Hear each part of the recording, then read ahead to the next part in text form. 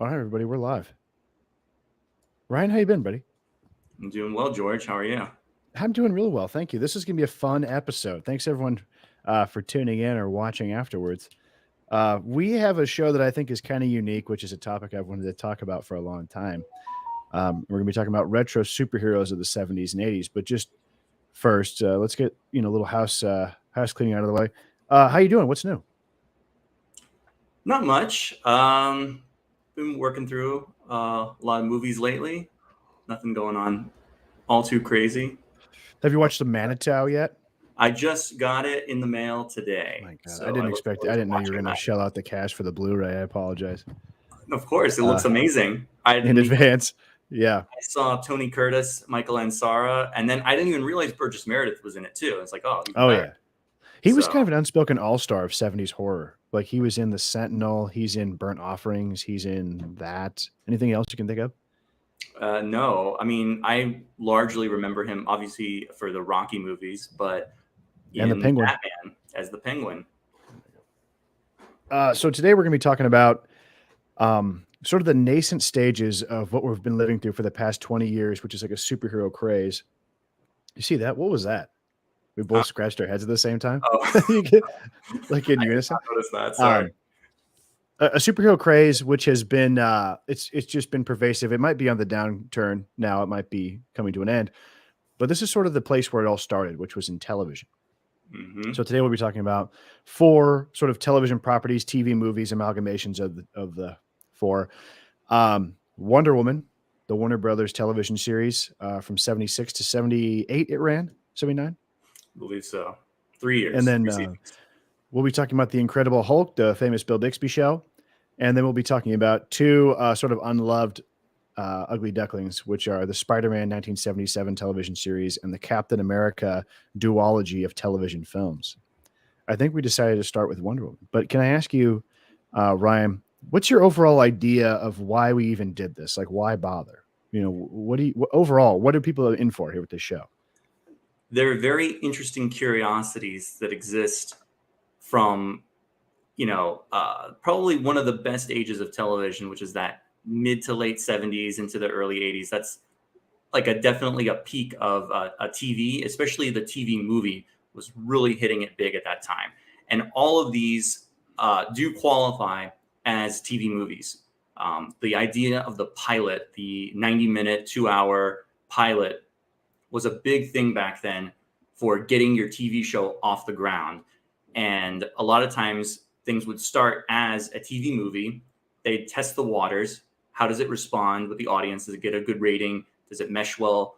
And then that would go on to bigger and better success, or it would nip it in the bud, as we've seen. And these are all examples of both going both ways here, with great success for a show that went on for many years. You had mild success, and then you had total failure. So we'll see the entire spectrum represented here. But I think, the worldwide fascination with superheroes, goes back to the dawn of the, medium's existence, and media adaptation of comic book superheroes has been around as long as the comic book superhero has been around, more or less. You go back to the 1940s, you can find Republic and Columbia serials that were made for Superman, Batman, Captain America, and more so the other comic strip characters. Dick But Tracy. yeah, Dick Tracy, the Phantom, Flash Gordon, and those are, I consider those along the same lines with the comic book characters. Like they're the proto superheroes. A lot of them. Sometimes they're not super powered, but they have the same general characteristics, and were definitely inspiration for some of the later comic book characters. The Shadow, you can trace the influence of Batman into that, among many other characters. But there's definitely a boom at this time of superhero content on TV, and it all seemed very directed at one network in particular. CBS was like the superhero network. It was the CW of the 1970s here. And so much to the point where they felt they were getting stigmatized and they had to get rid of some of these shows. So it's just fascinating that they tried.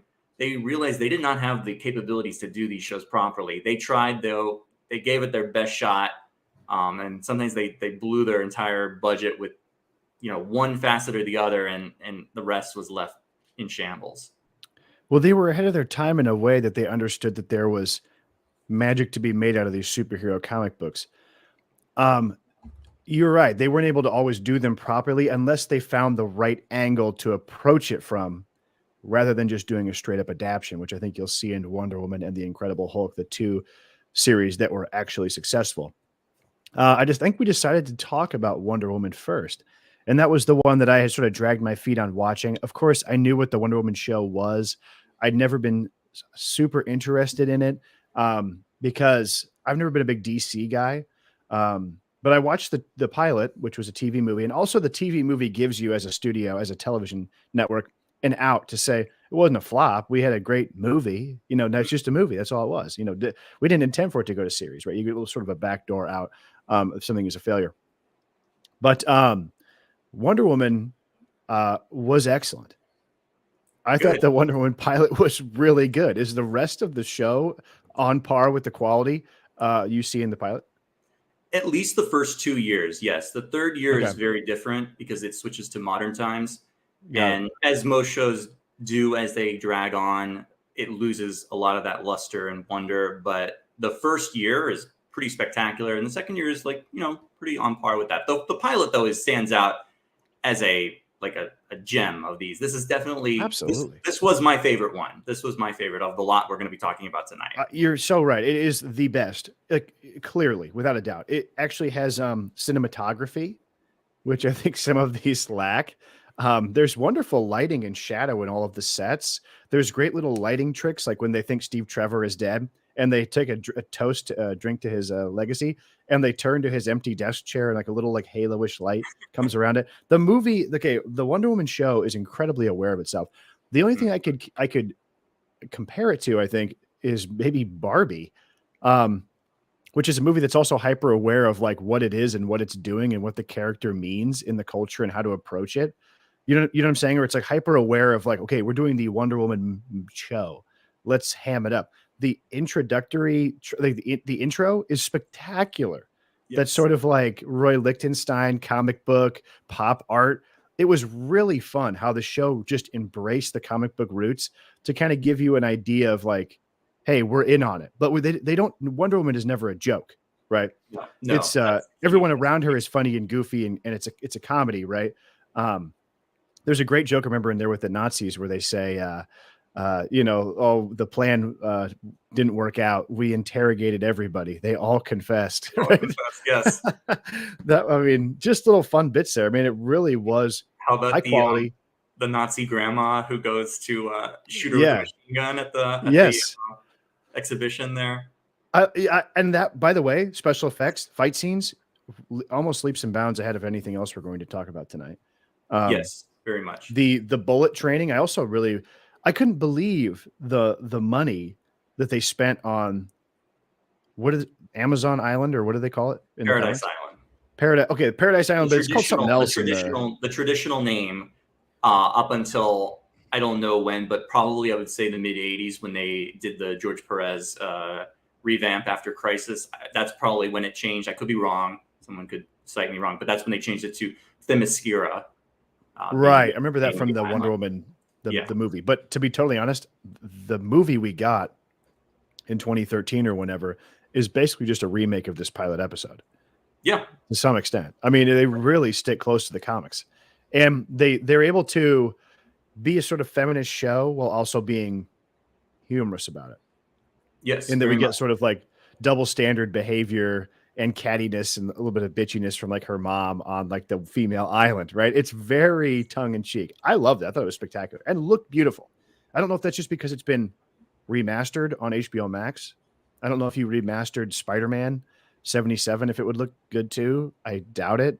Cap hasn't been remastered at all either. God, no, that's a VHS garbage transfer DVD. Yeah. It's terrible. But I think about that shot that I was watching when I was watching The Return of the Incredible Hulk.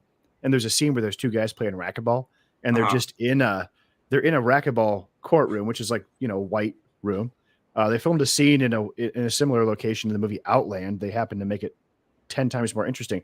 They just filmed these two guys talking to each other, shot, reverse shot, in a white background. Yeah. I'm like, what are you thinking? This is terrible, right? Yeah. Wonder Woman looks sumptuous. It's spectacular. I really enjoyed it. I like this a lot. And I haven't watched this show in a while. I watched almost the entire run of it several years back. And it was really a lot of fun to revisit this. I will say why it works, besides all the things you mentioned, which is spot on. Accuracy to the source material is a huge boon to this movie. Not just representing the origin accurately, which it does, and it's the more classical origin which has been thrown out in recent years. Like, yes, it's the more or less the same in that Steve Trevor crash lands on Paradise Island. He's rescued by the Amazons, and Diana escorts him back to man's world. But a lot of the in between has been changed and altered in kind of ways that I don't really see why. They've totally gotten rid of the contest, which is, I think, a really fun and interesting aspect to it, which is where demonstrate her powers. Yeah, but it's also, Hippolyta, Diana's mother, tells her, you are not to participate in the contest because you're my daughter. I do not want you to embark on this dangerous journey. I would rather, we're going to get the best Amazon to send him back. And yeah, you probably are the best Amazon, but I know that's why I don't want you to participate.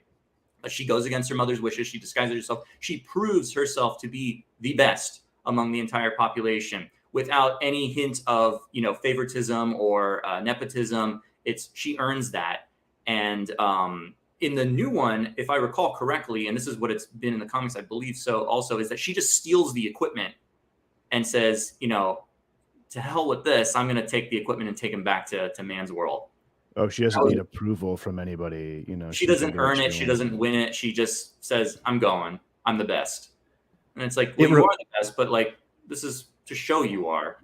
It reminded me a lot of Barbie in that you are able to say something about the sexes when you show a specific strange science fiction world in which women are cloistered away. And then you see the entrance of a man. It's almost like how the Ken Barbie relationship within like the magical world of Barbie in that Barbie film. Have you seen that yet? I have not seen the Barbie movie. Okay. That was just my thinking. Like it's a great way to use science fiction and fantasy to comment on the sexes, right? Because she makes that comment about how, well, I felt things I never have before when I first saw Steve Trevor, the very attractive. Now, who's the actor? You probably know Lyle Waggoner. What's his deal? His I liked him. Filmography. I don't recall what else he's been in. All I remember from the rest of him is either he or his family formed the company that does like the trailers or wagons that actors use. They call them like star wagons. I remember seeing those when I was. Is that right? Yeah, and they're like, why are they called star wagons? Not just because it's a wagon, but it's Waggoner. No way. Well, he's fun. He's a good sport. Yes, for being basically the damsel in distress. Totally, what he is, and it's totally fun. It's a great recipe, And then you have Linda Carter, who obviously is incredibly beautiful, right? Yes, but I wasn't prepared for how fun she was going to be and likable. Mm-hmm. You get all those great moments with the superhero, which is something that like a show like Spider-Man should have been able to do, but totally fell on its face. To where you have her interacting with the police or with the shopkeeper, and she's like, totally a fish out of water, and everyone's reacting to her. It all works like crazy. You could have just ported that script over to the new film, and it would have worked totally fine. And they did some of that. They did some of that in the new movie. Definitely, yeah, they did. Walking around London, but it's more fun here for whatever reason. It's incredibly fun. Although I have to say, Gal Gadot is a very, very good Wonder Woman.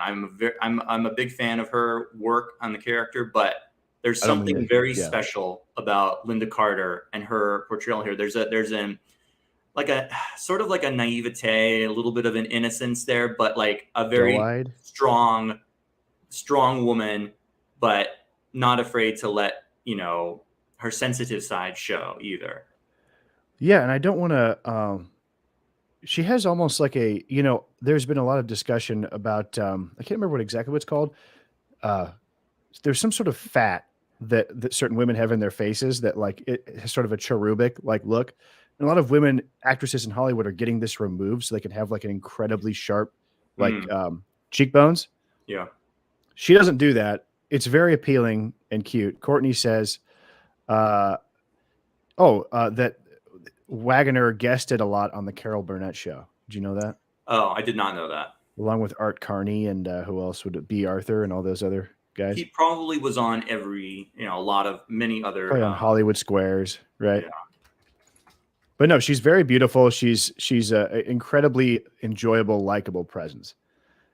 What was the legacy of the show? I mean, after we watched the pilot, this show was important.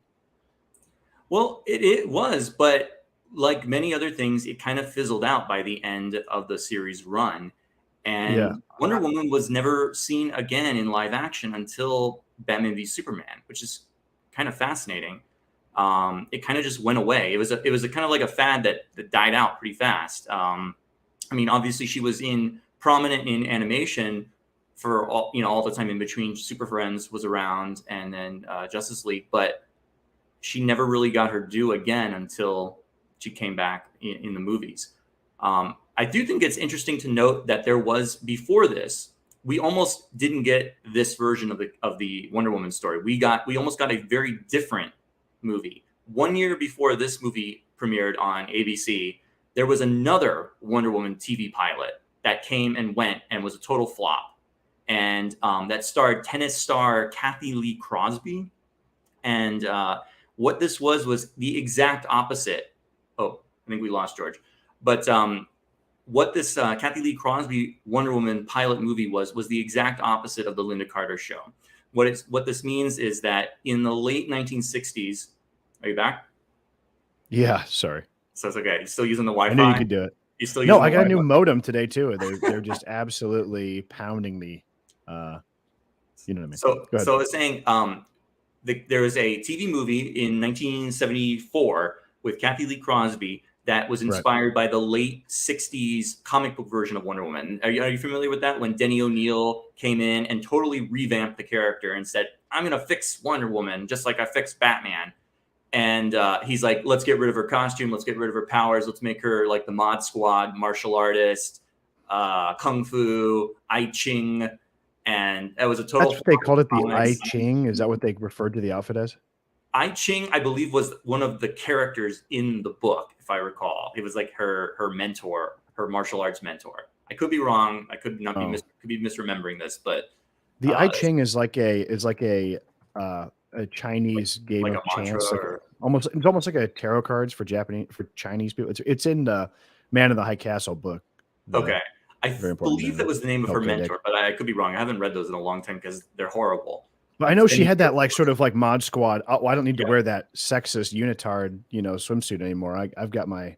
She wore like a pantsuit, like a white pantsuit or white jumper suit. Yep. The costume in the movie is a little bit different. It kind of reminds me of the first Captain America outfit in his movie, sort of in that style. Right. But anyway, that was a flop. Surprisingly, they said, let's try again and let's do something totally different. Let's stay true to the source material. Let's make it a little tongue-in-cheek. So that's what I really appreciate is the tone here. And I'm usually, if you ever hear my commentary about modern superhero movies, I'm very against like the jokiness and the comedic aspect of a lot of these things. But I think you can find the right balance, which is if you're being kind of campy, tongue-in-cheek, but you're not making fun of the material. You're kind of just expressing about how kind of silly and bizarre all of this is, which it is. Yeah. There's no way to get around that. But if you treat the main character and the actual story seriously and kind of have silly events happen around it and certain characters who are allowed to act silly, it really works. And that's what we see here.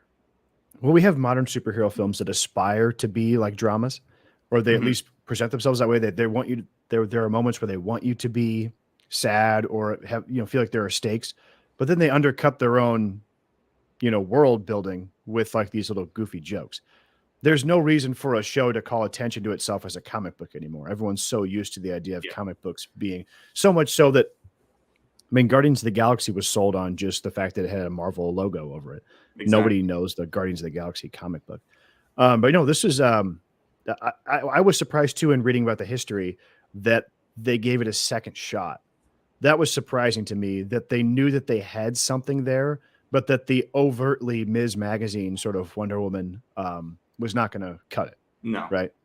That was cool. So. And it's got everything. I mean, even the invisible jet is in here, which is crazy when you think about it. Effects. Did they even do that in? I know they didn't do it in the first movie, but was that in the Wonder Woman 1984? I can't even remember.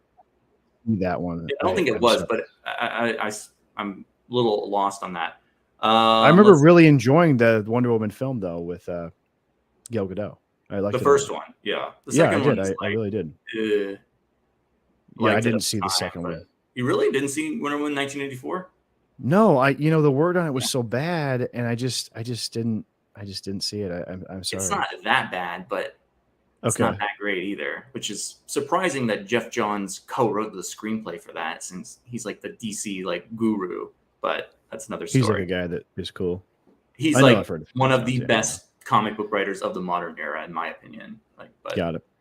I was going to say also, the pilot. This movie was written by this guy named Stanley Ralph Ross. This guy wrote a lot of the 1960s Adam West Batman show. So if you notice a stylistic connection, there you go. Absolutely, there is, but it's and you know what? Those old Batmans. To hear everyone talk shit about that is just crazy because they're great. They're great, and they are an accurate representation of Batman comics of that era.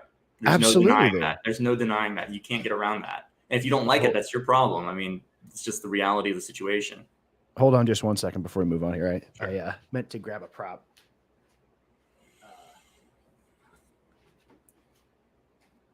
Did you ever read this book? Oh, yes. I have that book. Yep. Yeah. This is a really intriguing book. I think anyone that is enjoying this show would like it. It's The Secret History of Wonder Woman by Jill Lepore. And it talks a lot about William Moulton Marston, who purportedly invented the lie detector test. Yes. Though that could be a little apocryphal. It's sort of like filmed to where there were like many inventors at once. But he had sort of like a weird home life, right? Oh, that's putting it mildly. Yeah, can you speak to this? I mean, he. Well, I was going to say that book. That book was interesting, but it's a little much. It's a little much in the weeds. I think if you want to see like if you want to get a more concise view of this, there's a movie actually. It's called Professor Marston and the Wonder Women. Came out around the same time as the Wonder Woman movie, and that kind of gives him a biographical film.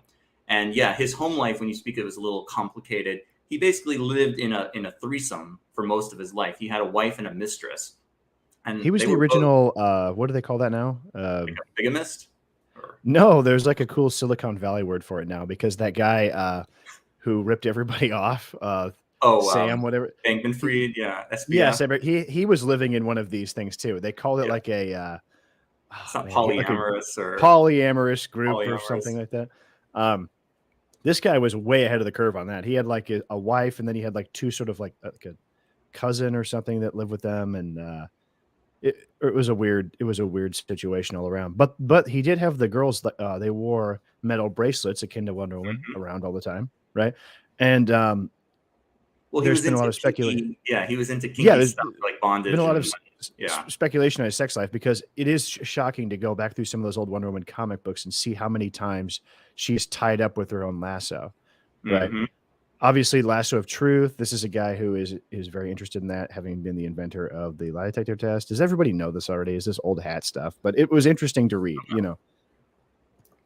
It was cool, and it was also sort of an interesting, you know, what a sort of proto-feminist he was, which is very interesting. Very much. Yeah, that old hat stuff about how if women ran everything, there'd be no war and everything would be great. Yeah. Good owner says thruple. There you go. That's why I really do like DC more than Marvel. And it's not the popular opinion, but part of the reason is that all the characters feel kind of incongruent together, because they're all created by very different people at very different times. The Marvel universe does feel like a cohesive whole. More so, the characters were all created relatively around the same time by the same small group of people. I think it lends itself more to kind of having these weird dynamics when you have characters like Wonder Woman interacting with Superman and Batman that don't belong in the same world together. They really don't know. I don't know. To me, that just kind of leads it into a more interesting possibilities. But that's my Marvel opinion. has the X-Men who really don't belong, in my Yes, opinion. I mean, they should be their own thing, probably. and but it's more interesting when for me at least when they throw the X-Men into these situations with all the other characters because they don't belong. And Secret Wars is a good example of that, where My they problem is kind just of are for like they kind of section themselves off, but they're still involved. my issue with the X-Men, I think, just from a 1,000-foot view perspective, is that they're not congruous with the world, because the major thrust of the idea of the X-Men is that everyone is like racist towards them because they're mutants. But why do they only hate the X-Men? Just because they're born with their powers? They love everybody else except Spider-Man. Yeah, it's that's one of the That big makes sense. problems that's never been really elucidated as to No. why people are totally okay with people that were mutated in horrible experiments and become superheroes versus you're just born with that power. That's Yeah, then you're the worst. yeah. Yeah, I don't that never made sense to me. It always made sense for me for the X-Men to be cloistered in kind of their own universe where that was the case. But that's I just have my my opinion. Captain America mug here. Damn, dude, sipping. We're gonna get to Captain America later. I think we're gonna hop into. You have anything else to say about Wonder Woman? Um. Big ups for me. Very positive. Watching this Oh, last, I was like, just wow. some of the interesting guest star choices. Cloris Oh, Leachman sure. as Hippolyta, Diana's mom. Mm-hmm. Kind of Mm-hmm. weird to see her in a dramatic performance. Usually think of her in straight up comedy, as the Mary Tyler Moore Show as the nosy landlord Phyllis Lindstrom. Right, right. And let's see who else. Oh, was it Red Buttons? Like Red buttons, yeah. totally weird that he's in this show as this kind of shyster Nazi that It worked. tries to get rid of Wonder Woman in like a very capitalistic way, which is like, let's sign her up for the circus and take her on the road and have her Yeah. perform all over the country, and then she won't be in our way. And let's They make jammed money a off lot it. of. They packed a lot of entertainment there at about an hour, didn't they? Oh yeah, yeah. It's a great show, and it looks spectacular, and the sets are great, and the costumes are great. Everyone looks beautiful. Mhm. I don't think you could say the same for Spider-Man 1977. This is a cheap Well, cheap I don't think deal. that's fair. I don't think it is cheap. I think it's Oh, actually. really? I think they spent a lot of money on Spider-Man, from what I've read. Is that correct? Well, I could see how they did it with this. Okay, so I don't want to be totally down on Spider-Man right out of the gate. Wait, before we're gonna do. I wanted to do like a grading thing as we went along, and Sure. we talked about like how to grade these, like two different ways. One would be as a film, as a work of television, entertainment. How do you rate it? I don't know if you want to do like A through F or what. And then I would do like how does it correspond to like the comic book source material. So for Wonder Woman, I would actually give an A and an A for both of those. Yeah, I think you're exactly correct. And if someone were to ask you, give me an example of superhero television, you would offer this one up. Yes, this and I would Hulk, but Hulk probably too. Hulk is a different animal, and we'll get there. Very much so. So Spider-Man. This was a show. No, from what I understand, CBS, which Columbia was the feeder for CBS, correct? Were they the ones that produced all the shows for? Or how did that work? How did all that work with television? Did every studio make shows and then just the channels bid on them, or what was that about? Yeah, usually that was the case. Is that each different studio would make their own programs and then they would shop them to the networks. And so Universal, Warner Brothers, Columbia, and independent studios would all shop these around. So there was no not like it is today, where because nowadays the networks are owned by the major studios, so they want to show their shows on their network to kind of like maximize profits. That's why Star Wars is always on ESPN, because it's a Disney thing. Right. Star Wars on ESPN? Always. They always are playing the Imperial March. They license it to the colleges. They have Chewbacca at the NBA game, and they go, "Oh, Chewbacca's here. Well, don't forget to go see Last Rise of Skywalker, Jedi." Right. I was going to say, though, about Spider-Man, from what I heard from Kenny Johnson, I listened to a lot of interviews with Kenny Johnson, who is the producer of the Incredible Hulk show. And he talked about how Columbia was able to buy, I think it was about 7 or 8 properties from Marvel for $12,000. They bought, they bought Spider-Man, Doctor Strange, Iron Man, the Hulk, and a few Captain America and a few others. Human Torch, some of the things that they never produced, Yeah. and they sort of offered him around to him as a grab bag. Now, Spider-Man beat the Hulk by a few months, correct? Yes, Spider-Man was on September 14, 1977, and Hulk was, I have the date listed here, November 4th, 1977. November 4th. And what a difference in what we got. Now with the Spider-Man, I found myself smiling at certain moments that I thought were had some fealty to the comics. When he takes pictures of himself as Spider-Man to give to J. Jonah Jameson, I really enjoyed that. His costume I didn't think was terrible. I mean, like there's some wonkiness with the mask, but I was surprised that, fine, to be honest. Yeah, it looks fine. And I like that they kept fealty to the design of the comics. They could have gone a totally different direction, right? Yeah. And I appreciated from what I saw. Now I think that shot awkwardly sometimes where we just get Spider-Man like running around, like he'll just be like running and it looks bad. But it looked to me like Nicholas Hammond was in the costume as much as possible because he was bringing some of that energy that he had as Peter Parker to that role. If I could compare him to any of our modern superheroes, he's the most like Andrew Garfield. He has this. Would you agree? That's an interesting. You would disagree. Okay, I just think. Take. Oh, you continue, and then I'll say how I viewed him as. He doesn't play Spider-Man as like a mopey guy or someone who's always down his luck. He's just sort of like this lovable goofball. I have a clip here that I'm going to play of an example of. Oh, I guess I don't. I thought I did. Sorry, but I had what I thought was a clip. Of Peter Parker talking because he has this very sort of like manic delivery, I feel. And he has almost like how would you describe him? Go for it, please. My main criticism of his performance here, and maybe it's not really his performance, it's the way the character is written, is that he's very uninteresting, disconnected, kind of like he's kind of a bore. He doesn't really do much or contribute much to his own kind of personality. He kind of lacks a personality, in my opinion. Visually, when you were saying, I don't know if you meant this in a visual way, that if he resembled or felt like Andrew Garfield, but I felt that he resembled more of what I considered like that late 70s John Romita Bronze Age Spider-Man, kind of a little bit more stocky, a little bit more developed. I certainly with being older. It's not quite Tobey Maguire, but Tobey Maguire filled that same kind of notion of what the character stood for at that time period. But if you look at like the early 80s Spider-Man cartoons as well, they kind of have the same vibe going on about how the character looks. He kind of looks like him, like Nicholas Hammond in the show, in my opinion. He's not a total like you could buy that he he's cool. He's cool. Women. Like, he's cool. He's a cool Spider-Man. Like he's a cool Peter Parker. Like he's not like he's dressed well. He's not a nerd. He's not like tripping over himself. But he's like a cool guy. Yeah, exactly. Cool, I think that's correct. He's like a cool nerd. He would have been like a 70s hipster maybe. But no, I enjoyed it. Sorry, I wish I had these video clips. It's telling me they can't play them on here. That's really a bummer because these were fun. I wanted to show an example of the special effects of the television show, go ahead.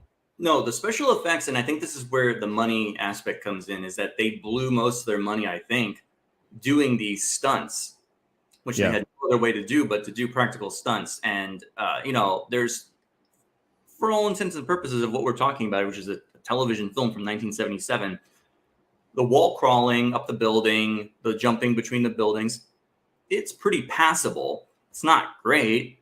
It's certainly not good by what we consider standards today, but for this, it looks okay. I mean, you can tell the guy is like miming climbing, even though they're like pulling him up on a rope. They're like, get up there, and he's like, oh, it's like, I guess the argument is like, should you even have done the show at all? But they're giving it a good shot. Yeah. They do David Banner met. Oh, I'm so sorry. I'm experimenting with this, and I'm so sorry. The web, the web aspect is totally strange. He shoots out a web, and a net comes out, which they do very sparingly. I mean, he makes kind of a rope, but it's like, is he shooting a rope out of his deal? Right. I think he made a rope on the flagpole, which they reused that shot. at least. I was actually, because the show is Spider-Man needs to, first of all, the thing I didn't like about the show is that we talk about the trailer, about the pilot. They layer on too much stuff for one man to take in the first episode, which is something the Incredible Hulk really stayed away from doing, which is that on the Incredible Hulk show, they knew that the idea of a guy turning into a green monster was already a lot to accept. So they wouldn't layer that on with there being like an alien bad guy, right? Yeah. Whereas in the first Spider-Man show, the plot is that there's somebody hypnotizing people to rob banks and then crash their cars into a wall. And then there's this whole subplot of people being hypnotized by radiation or something. And then the lead bad guy, who's like this sort of cult dude, has 3 kung fu guys as his like henchmen. That come out of nowhere. It's not related to anything. They're not related to anything. He just has like 3 guys. Like they're like, hey, what's cool? Kung Fu's cool. Bring in these guys from Shaw Brothers Studio to come fight Spider-Man. And they're hypnotized too, because at the end they're like, he's like, hey, it's like, and let's take a selfie, you know? Yeah. And you're right. He does do that. He does. But, he takes a selfie with them at the end to sell it to absolutely. the paper. He sells it for big bucks to Darren's boss from yes, I was going to say, oh, good catch. You noticed that, huh? Yeah. David White. Tate, there you go. Yeah. But yeah, they have a fight scene where... Did you buy him as Jameson though? Sure. I just think he's such a nice guy, you know. It's like I just thought those scenes were kind of boring. I mean, there's multiple times where he goes to that same office and has the same argument, and then he goes back. He goes to the villain's lair twice and fights the kung fu guys again on top of the building, which you can tell they filmed it all in one go because he swings across the roof. And I said, that's a pretty cool little stunt. I'm surprised I didn't get a second angle of that. But then he does it exactly again, and then we do see the second angle, and I go, "Oh, I see." Yeah. And I think it's in multiple more episodes. Which, I mean, that's a badass stunt to swing a guy from one building to another. That's really cool. When he's climbing on the walls, I'm like, that's neat. Yeah, I agree. I think it's worth noting a couple things. The origin story, which is depicted here as well. For the most part, it'll kind of trick you into thinking it's pretty faithful. So, you know, Peter Parker is a college student. He lives with his Aunt May, who's seen here. He works in the lab. He is trying to make extra money by being a freelance photographer for the Daily Bugle, which we do see, which is run by J. Jonah Jameson. And I was shocked that Robbie was also there, which was very happy to see as well, because it's not a character it's a character that often gets forgotten or thrown away. And he was thrown out after this movie. After this movie, they threw out Robbie. But he gets bitten by a radioactive spider in the lab and becomes Spider-Man. Now, they're left out one very, very important thing. One, you could say, key aspect to Spider-Man's origin that is conveniently left out of this movie. Did you notice what it was? No Uncle Ben. Yeah, no Uncle Ben, and no with great power comes great responsibility, which is like the most important thing about the origin of Spider-Man. Which just would have been like, if you told me that, I'm like, well, that's compelling television. Let's just do that. Right. Yeah. So that they left it out. Like, I don't know why. He just decides to be Spider-Man because he needs to make money. The money. Pictures. Yeah. And then he wants to like help his new girlfriend out because her dad got ensnared into the hypnotism trap. Yeah. His new girlfriend, by the way. Yeah. I was gonna say there's no real love interest. I don't know. Did you really consider that to be a romantic relationship or budding? I just no, because like I was going to say about Hammond's performance is that I got like a lot of like almost like gay vibes off of him. Is that wrong? Like he has this sort of like upspeak, like, hello, I'm Peter Parker. How are you doing? Like you could have put his voice in a C-3PO. I did not notice that. Yeah. And so like, I didn't buy that he was going to make it with that gal who, by the way, was also in Beverly Hills Cop. Oh, really? But yeah, she was in Beverly Hills Cop. She was the lead ingenue in that film, but Lisa Eilbacher, and she was actually a Saudi Arabian actress with oil money. She was like the daughter of an oil baron in Saudi Arabia. Became an actress. Very pretty. Yeah, she has a totally different look in the 80s with like big blonde, hair sprayed up hair. So it looks different than now. But no, I didn't buy this, that Spider-Man had any sort of like sexual drive or urge at all. He just seemed like a very like blank slate guy. I think that goes to the point that the character has no drive at all. No, you're right. Yeah. He is a blank slate. He's like, hey, what's the difference between him and his lab buddy? They're like the same character. Like they could have delivered the same lines. Like they're just goofy, like humor guys. Yeah, I don't see any difference, and a lot of the other characters are useless. Aunt May doesn't do anything. Not that Aunt May needs to be a big part of the show, but there should be some reason to have her. And the same with the Daily Bugle people.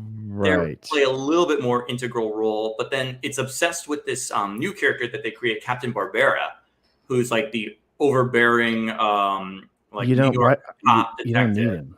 Why do we need him? And why not use Captain Stacy? You know, that's exactly what I thought too. It's like not that I need fan service all the time, but like the idea that wouldn't occur to them to just call him Captain Stacy. I didn't like. Why not? You already have a police character. Stanley served as a consultant for whatever that means. Maybe he did absolutely nothing. Maybe he never was called once. But you think, like, hey, Stan, we've got a detective character we want. Did you have anybody? You know, not that we're even going to bother to look, but you can ask this guy who like wrote most of the stories. Do you have a detective character who was like involved with Spider-Man? Oh yeah, there was a guy named George Stacy, and Spider-Man also dated his daughter, and he died fighting, you know, one of the supervillains and all that. You know, that's exactly, you have everything you need for a television show in that 70s run of this of Spider-Man. You have a lively office culture for him to be in. You have love triangles with him and his friend and Gwen and Mary Jane. And the fact that you just throw all that out doesn't make any sense. It's all laid up for you on a platter. That's what yeah. Well, but we're still going through the same. You can ask these questions about a lot of the same shows and movies that are made today. Not that they do it a little bit less, but they'll use the names and they'll change the entire characterizations around and motivations and I don't know, ideas. And you wonder, well, why didn't they just do that? Why didn't they just adapt the source material? Why are you coming up with this nonsense instead? Yeah, exactly. Like, why bother? You have it all there laid out for you. So yeah, in that way, it was disappointing. And I just thought that overall it was just kind of repetitive and a little bit boring. I haven't watched any of the other episodes. Have you? No, I've actively avoided this show for a long, long time. Yeah, I found it to be pretty, you know, and I guess I like Nicholas Hammond. I always feel bad for these actors. You know, it seems like they gave it their all. You know, I'm glad Nicholas Hammond actually got a role in Once Upon a Time in Hollywood, the Tarantino film. Oh, I didn't know that. He plays the director, Sam Wanamaker, who like pep talks Leo in his trailer. Okay. So I don't know if like, you know, Tarantino is a fan of this, because after he did this show, he didn't really do anything else. Anything, really. Tarantino seems like he hates superhero content in general. I don't think he does. I think he used to, because he, like, you know, in True Romance, he makes the lead character a big comic book fan who works at a comic book store, right? So I don't know if he does, but I think maybe he's turned off by the movies. I don't think that's his bag, you know? So, boy, I had a really great clip of Spider-Man. If I can figure out how to make it work, of Spider-Man climbing around, that I thought was pretty fun, because in addition to just like the sheer stunts, we also get these sort of Nicholas Hammond walking on a green screen, and then he just kind of is like floating over a house, right? Do you know what I'm talking about? I will say the only other thing I really want to say is that the problem with this, the entire concept of this show, is that, yes, you can make Spider-Man somewhat convincing. You can sort of do as much as you can, but then you're going to be stuck with lousy generic villains for the entire run of the show's existence. You are never going to ever muster up the either ability to create any kind of supervillain like the Green Goblin or Dr. Octopus or the Scorpion or the Lizard. There's no way. It's impossible. No. You're not going to do it. Yeah. So you're just going to have and the hypnotist gurus, you know? I mean, what other villains did they have on the show? I imagine it was probably just bank robbers and like corrupt politicians or something. Now, the Hulk used that to its advantage on that show, right? The Hulk, you could have done some monster type things, but let me look up. They're all really weird gangster type characters. Yeah, look that up. Spider-Man show. Here, while you do that, I'm going to show everyone kind of an example of, first of all, the hip soundtrack of this hip score. Oh, it is good. It is good. It's not bad. I like this, unironically, this little song here, but we'll see an example of this, not the stuntman, but the special effects. Here we go. This is him learning he can walk on the walls. Hell yeah, let's go. I mean, that looks like okay. The lighting is just off.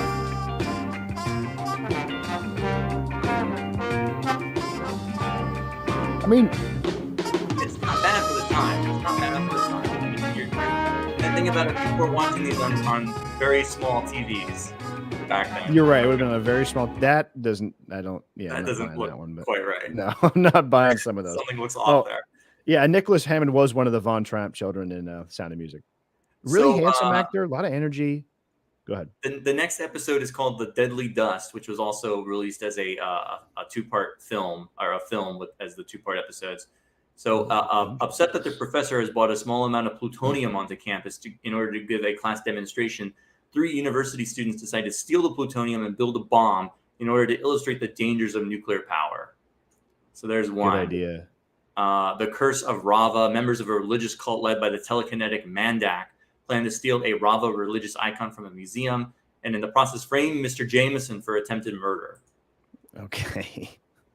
It's all scientists, mad scientists. There's Night of the Clones. A controversial American scientist has figured out a way to clone human beings, and he creates an evil clone Spider-Man. Oh, there you go. Oh, okay. Well, there you go. At least I don't know when this ties into the clone original Clone Saga. Obviously, the big one was in the 90s, but there's the 70s. The Jackal Clone Saga that was the precursor. Yeah. So and then the final episode of the first year was Escort to Danger. While visiting New York City, the daughter of a recently elected pro-democracy Latin American president is kidnapped by those seeking a return of a fascist dictatorship. All right. Cool. That almost sounds like a Stan Lee kind of story, though. Yeah, I don't know. I mean, I guess like you could have done like Kraven the Hunter, perhaps. You could have done that. Put that in, but they don't care because the people making the show did not care. They didn't care. Yeah. Yeah, and I understand that the show underwent a few changes. Like they changed leadership on it, tried to go a different direction. Like mid-season, it didn't work. It just doesn't appeal to kids who are the lead, the audience. I don't think. I think there's too much. It's too boring for kids. But then it doesn't have enough for adults either. If you had the love triangle, if you had the Norman Osborn as the father of your best friend, like all that stuff is just great. It would work excellently as a television show. That whole run of like Spider-Man from the late 60s to when Gwen Stacy died, it's an excellent television show. Yeah. Right. Well, I've always thought that Spider-Man would be one of the best serialized television shows if they did it in the style that DC made their Green Arrow and Flash shows on that kind of budget. You could really make it work. I always thought Daredevil would be the best just because he's a low budget as far as powers go. His costume is pretty safe. He's a lawyer, which is already a tried and true genre in, television. But what you would have, I know, but what you would have to do with a Daredevil, which they kind of did with She-Hulk, to be honest, but I always wanted them to do with Daredevil, was you can't make the season of the show one 15-hour-long movie with the same through lines of the plot. You know what I mean? You break it up, like 2-episode arcs. Maybe it all builds up to the end, but like throw in some different villains, like throw in some different plot lines. Let them live and be, you can watch them in chunks, like Law and Order, That's why I like the CW shows, at least initially, is that's what they did, is that they had the villain of the week, but there was an overarching narrative for the entire season where one major villain was plotting something big. And every once in a while you would go back to that story. But in the interim, other things are happening in people's lives. So other villains are going to come and go. Other problems are going to arise. So it keeps things going. And especially when you had to make 20 something episodes, that's, but now we're obsessed. Our entertainment culture is obsessed with the season being one movie that goes on for 7 episodes, 10 episodes, 12 episodes. And you get episodes where 0 happens and it's just filler because we're getting 100%. So that's the problem just with television in general, though, these days. Spider-Man, not our fave. I was gonna say, let's see, is there anything else? I did. The director of the pilot was the director of the pilot of Law and Order, by the way. He's a guy with an absolute million credits. Interesting, and we'll see that same trend with think the Captain America director. The biggest issue with a lot of these things, not the Hulk, but definitely Captain America and definitely this. And after watching Wonder Woman, it's even more embarrassing. Just like there's almost no production design. You know what I mean? Like, it's very bland and blah. Very bland, white rooms. You know, it's just. I think they blew their budget on the special effects, to be honest with you. Yeah, they probably did, which is too bad. But you could have had a lot going on here, and there's nothing at all. So I think that the show does. You have a captivating, energetic young performer playing Spider-Man, which helps a lot. But you don't give him anything to play off. You don't give him anything to do, and no real motivation to be Spider-Man. No, and I liked the hypnotist guru guy. He had some flavor to him. He had some charisma. That's a guy named Thayer David, who I know from, he was on the TV show Dark Shadows. He played. Is that right? Yeah, he was on there.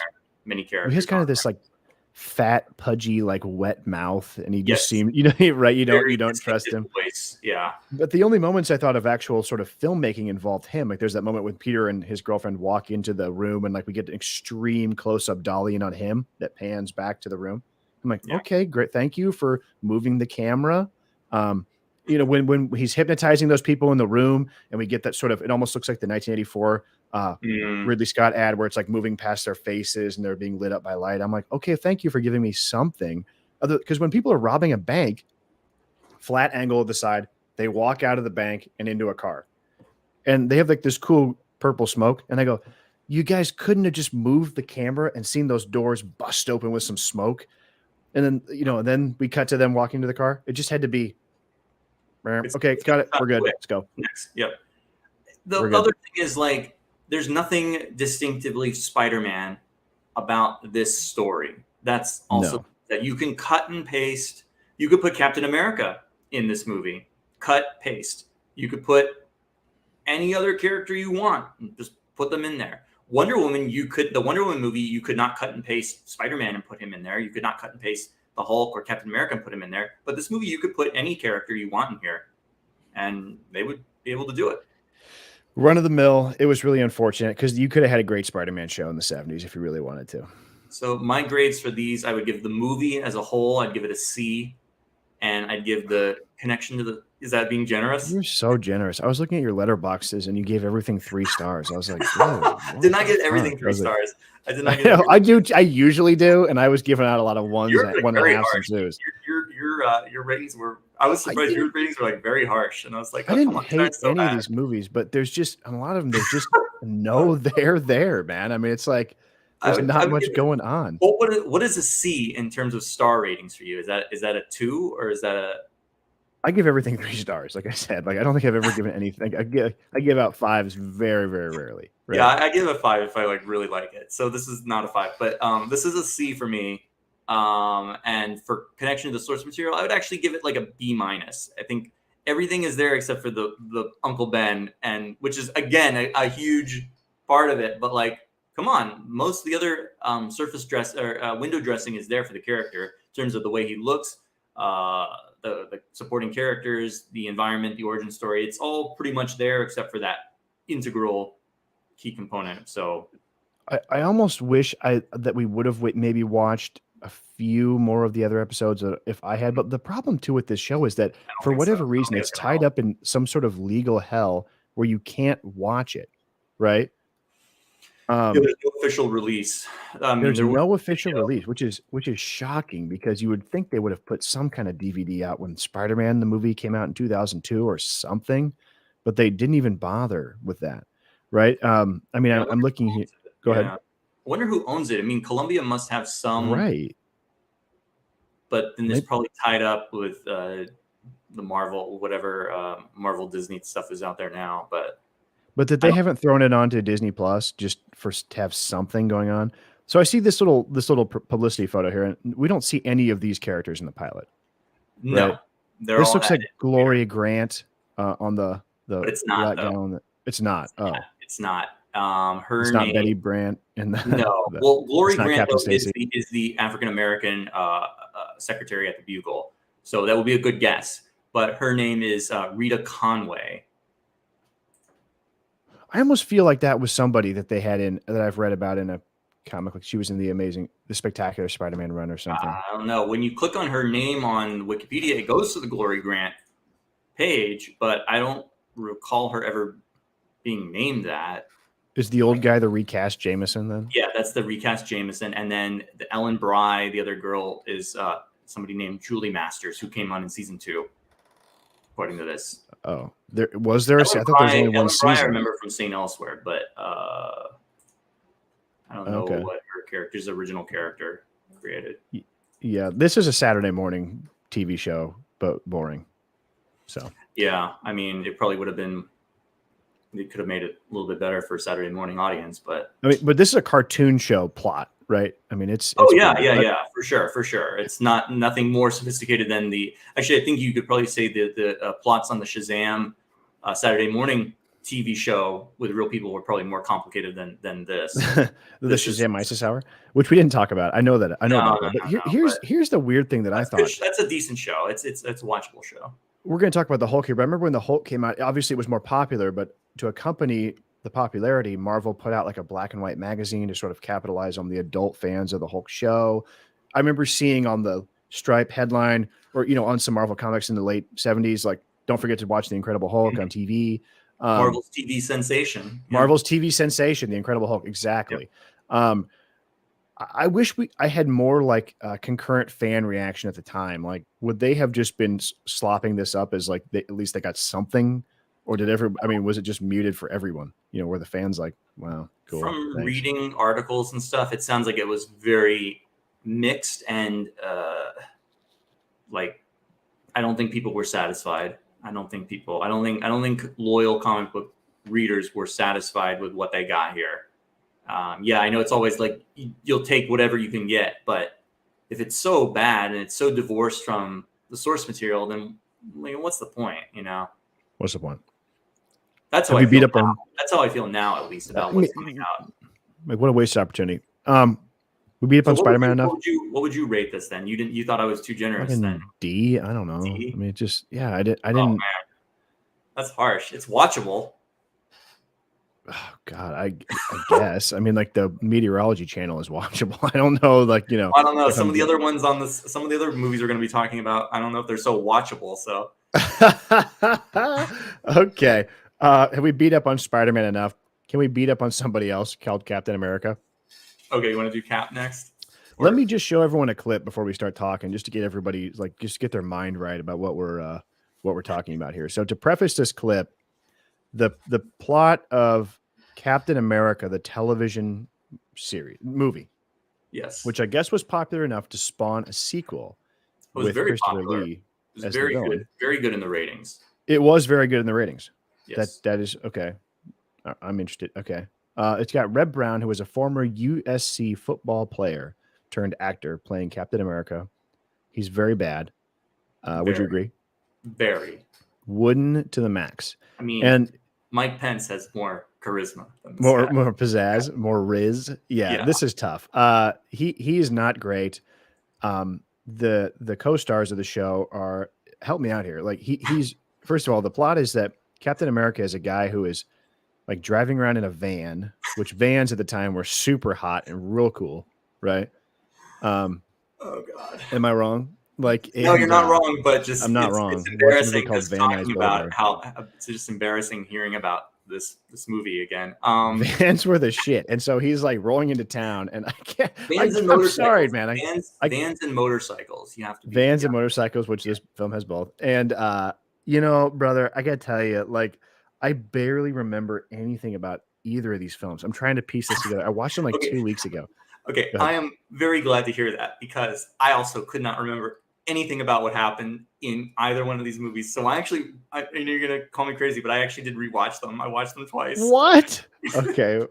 Because I could not remember anything that happened. It was so This show is supposed to be a low effort thing, man. Like, I had them on in the background and like just, osmotically absorbed them. I came home from like a dinner party one time, and I'm like, my wife's like, it's time for bed. I'm like, I gotta watch Captain America 2, Death Too Soon. I'm like, I'm just going to go downstairs and watch Captain America 2, Death Too Soon is like 20 billion times better than Captain America 1. Okay. Yeah, it's better than a fork in the eye. That's like going from like Captain America 1 is like, I described it like if you're in high school and you put no effort, it's like you just took a dump on the floor and on your paper and handed that in as your test. Okay, hold on Captain here. America 1, okay? No, it's just a bad ingredients, a shitty script. Like, okay, so the plot is that like Captain America rides around a van.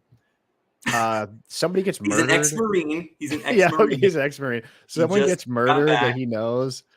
He knows the daughter of the guy who got murdered or something. No. I don't think he does. Why is he involved in the murder then? The cops talked to him. The scientist guy called him and said, "I need to talk to you. Meet me at my house 9 o'clock tonight. I can't talk now." The scientist guy who I oddly kind of liked, even though he's just like. Wait, which scientist guy are we talking about? Not Len Berman. That's not the shield, not the shield guy. Len Berman. I don't think anybody after the 70s has ever been named Len Berman again. I don't think you don't meet many Len Bermans around anymore. Len is such a cool name. Come on, man. Len Berman. But yeah, the guy who was his like scientist buddy, his he was a friend of his dad, I guess. Which I didn't understand what the hell was going on with that. Like they're like, your dad invented this is Red Brown's acting. They bring him into the science lab for some reason. And they go, "Hey, yeah, the guy got murdered. By the way, here I'm a scientist, and I'm turning rats really strong or something." And Red Brown, he left out the best part, which is he had just been in a near fatal car crash. He had just been in a near fatal car crash where his van went off the freaking mountain. Okay, and rolled over after an oil truck dropped the oil on the road to cause a slick so that his van would be run off the road. Oh my God. And he gets out and he goes to the next appointment and he's like, "Hey, what's up?" Hey, I don't know why he's friends with this scientist guy. The scientist guy knew his dad or something, and he's like, scientist guy knew his dad. He was a good friend with his dad. And his dad, we learn that Steve's dad was the original Captain America. Which like Steve is just like, wow, that's cool. He's like, not like, what are you talking about? I didn't know he was Captain America. Yeah, I didn't know. That's exactly. He just never mentioned it. Oh, and my favorite thing is like, I work for, or no, he's like, oh, there was something. It wasn't the flag. It wasn't the flag serum. It was something else. Turned off. We had no Operation Cyclone. It was like Operation Cyclone or whatever. And he's like, oh, it's like, what was Dr. So-and-so working on? Operation Cyclone. He's like, oh, I've never heard of it. It's like, it's a top secret government like neutron bomb. Like, why would you have heard about it? Never heard like nothing, you know? It's like, yeah, I know about the top secret experiment, you know? But yeah, like he talks to the scientist, he's like working on this serum where, you know, it makes everyone super strong. It makes this rat is lifting 10 times its ability. And then Red Brown just goes, wow, that's cool. He's like, they're not interested at all. But it's killing them. It's killing the rats. So I have this clip of Red Brown's. Is it not that he's like just a horrible actor, but he's just really boring. Like this is the scene here where he's like super serious, like Buddy is talking to him on the beach. All right, here we go. Oh God, the beach. Life on the line for it time and time again. American ideal. It's a little tough to find these days, isn't it? Not if you know where to look. Right on. It was the spoilers of that ideal your father went after. The real criminals. The bosses, the organizers, the ones in the really high places. Yeah, what? I never really got that picture before. He shook so many of them out of the trees that they coined a nickname for him. Captain America. Captain America? They meant it as a mockery, of course, but in a way, it fit. Red Brown's face is like, whoa, that's cool. And so they make it. Oh, sorry.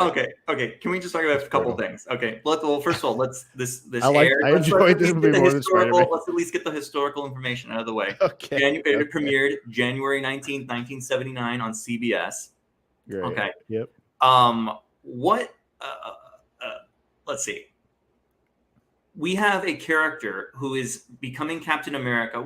So I guess what is one of the core attributes of what makes Captain America such an iconic or inspirational figure? Is that this is a character who, at the height of World War II, yes, is a person who desperately wants to enlist in the U.S. Army to go fight for his country, but he is not able to because he is physically unable to. He's physically, not acceptable. So he will do whatever it takes to join the fight, even subjecting himself to a experimental science experiment to gain strength in order to do that, and he does. And that's a very inspirational, story, altruistic, self-sacrificial, etc. What do we get here? We get this kind of nonchalant, bland character who gets roped up into an adventure, not through anything of his own doing, but by circumstantial connections, is in a second near fatal accident. I don't know why this one was so much more deadly than the van crash from before. But he is given the serum against his will. And when they say, why don't you become Captain America? He's like, okay, sure. Why not? You're right. I forget. Yeah, he's just like dying and they go, shoot him up with this thing. Yeah, it's like, I'll take full responsibility. Well, then the worst part is he's talking to the guy, his buddy, the doctor, so-and-so. And he's like, you got a name for me? Len Brown, whatever his name was. Len Berman. And he's like, Len, I'm feeling new things, And he's like, he's like, I'm so strong that if I hold this pencil too hard, oh God, I could break it. It's like, wow, that's a real demonstration of power there. Cap. Yeah, it's brutal. I mean, it's the thing I liked about it. You know what I liked about it? It reminded me of AIP movies like Van Nuys Boulevard, The Pom Pom Girls, because it was all filmed in like a fucking desert. Right. You know what I'm talking about? So I like that element of it. I like that there were no other people in the movie. It was just like there were like 7 people in the movie. There's like no crowd scenes. He's just in a lab, or he's like warehouse, a meat locker, which was, oh my God, horrible. Yeah. When he's like hiding in the meat locker and he's like pushing meat at people, and there's just no good way to demonstrate his super strength. They don't do it. They don't demonstrate that he's really strong. Right. It's he has flag. He has full latent ability gain. Is that what they say? I made sure to write that down because I was full latent. Did Stanley write that? That sounds like a LMD life model decoy, or like a shield, strategic homeland, interior defense. Just so you know, flag was derived from Mr. Rogers Sr. I don't know if he was also Steve or he was somebody else, but Mr. Rogers Sr.'s own adrenal glands. He took a sample of his adrenal glands and synthesized this super steroid from them. And that's why it can only be injected into Steve Jr. because there is a risk of rejection, cellular rejection.